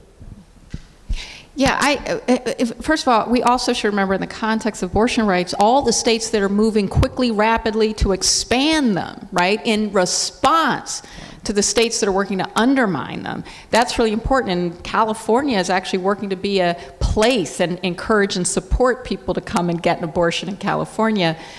So there's a lot there we could go through to show how much work is winning, particularly at state level in response to what's either not moving federally. The other thing is, but if I'm waving my wand, I'm really going back to voting rights. Yeah. I'm really going back to making it easier to vote. I'm really going back to the fundamentals of democracy. I'm really going back to civic education in schools. I'm really going back to desegregating those schools. I'm really going back to all the things that started to build a true and inclusive society where we were getting these things in our policy and our politics. And so I say that because when I'm looking at the landscape on the attack on gender equity, again, because it is fundamental to understand how it's an attack on people's power. And women, by the way, are more than 50% of this country. So, when we think about where and how we build our democracy, the wands we have to wave right now, we actually can be waving in state level on state legislation on all these things. But it really is the playbook the right used to come to undermine federal legislation on our side that we've been winning was to start in states and then work their way federal. Well, we're not done. We're not done at federal level, and we got to focus a lot on building that power back. Maya, Fatima, this has been so much fun. I've really enjoyed spending this half hour with you. Thank you both so much.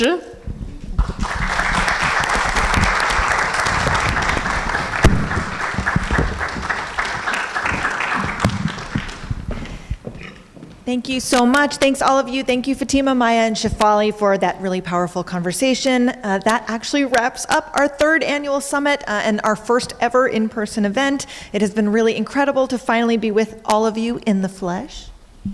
Yes, and a big thank you to everyone who made this year's 19th Represents Summit so special, including all of you who've watched here online, our speakers, our performance, and honestly, a round of applause for the entire 19th team, our newsroom, everyone. That would be awesome.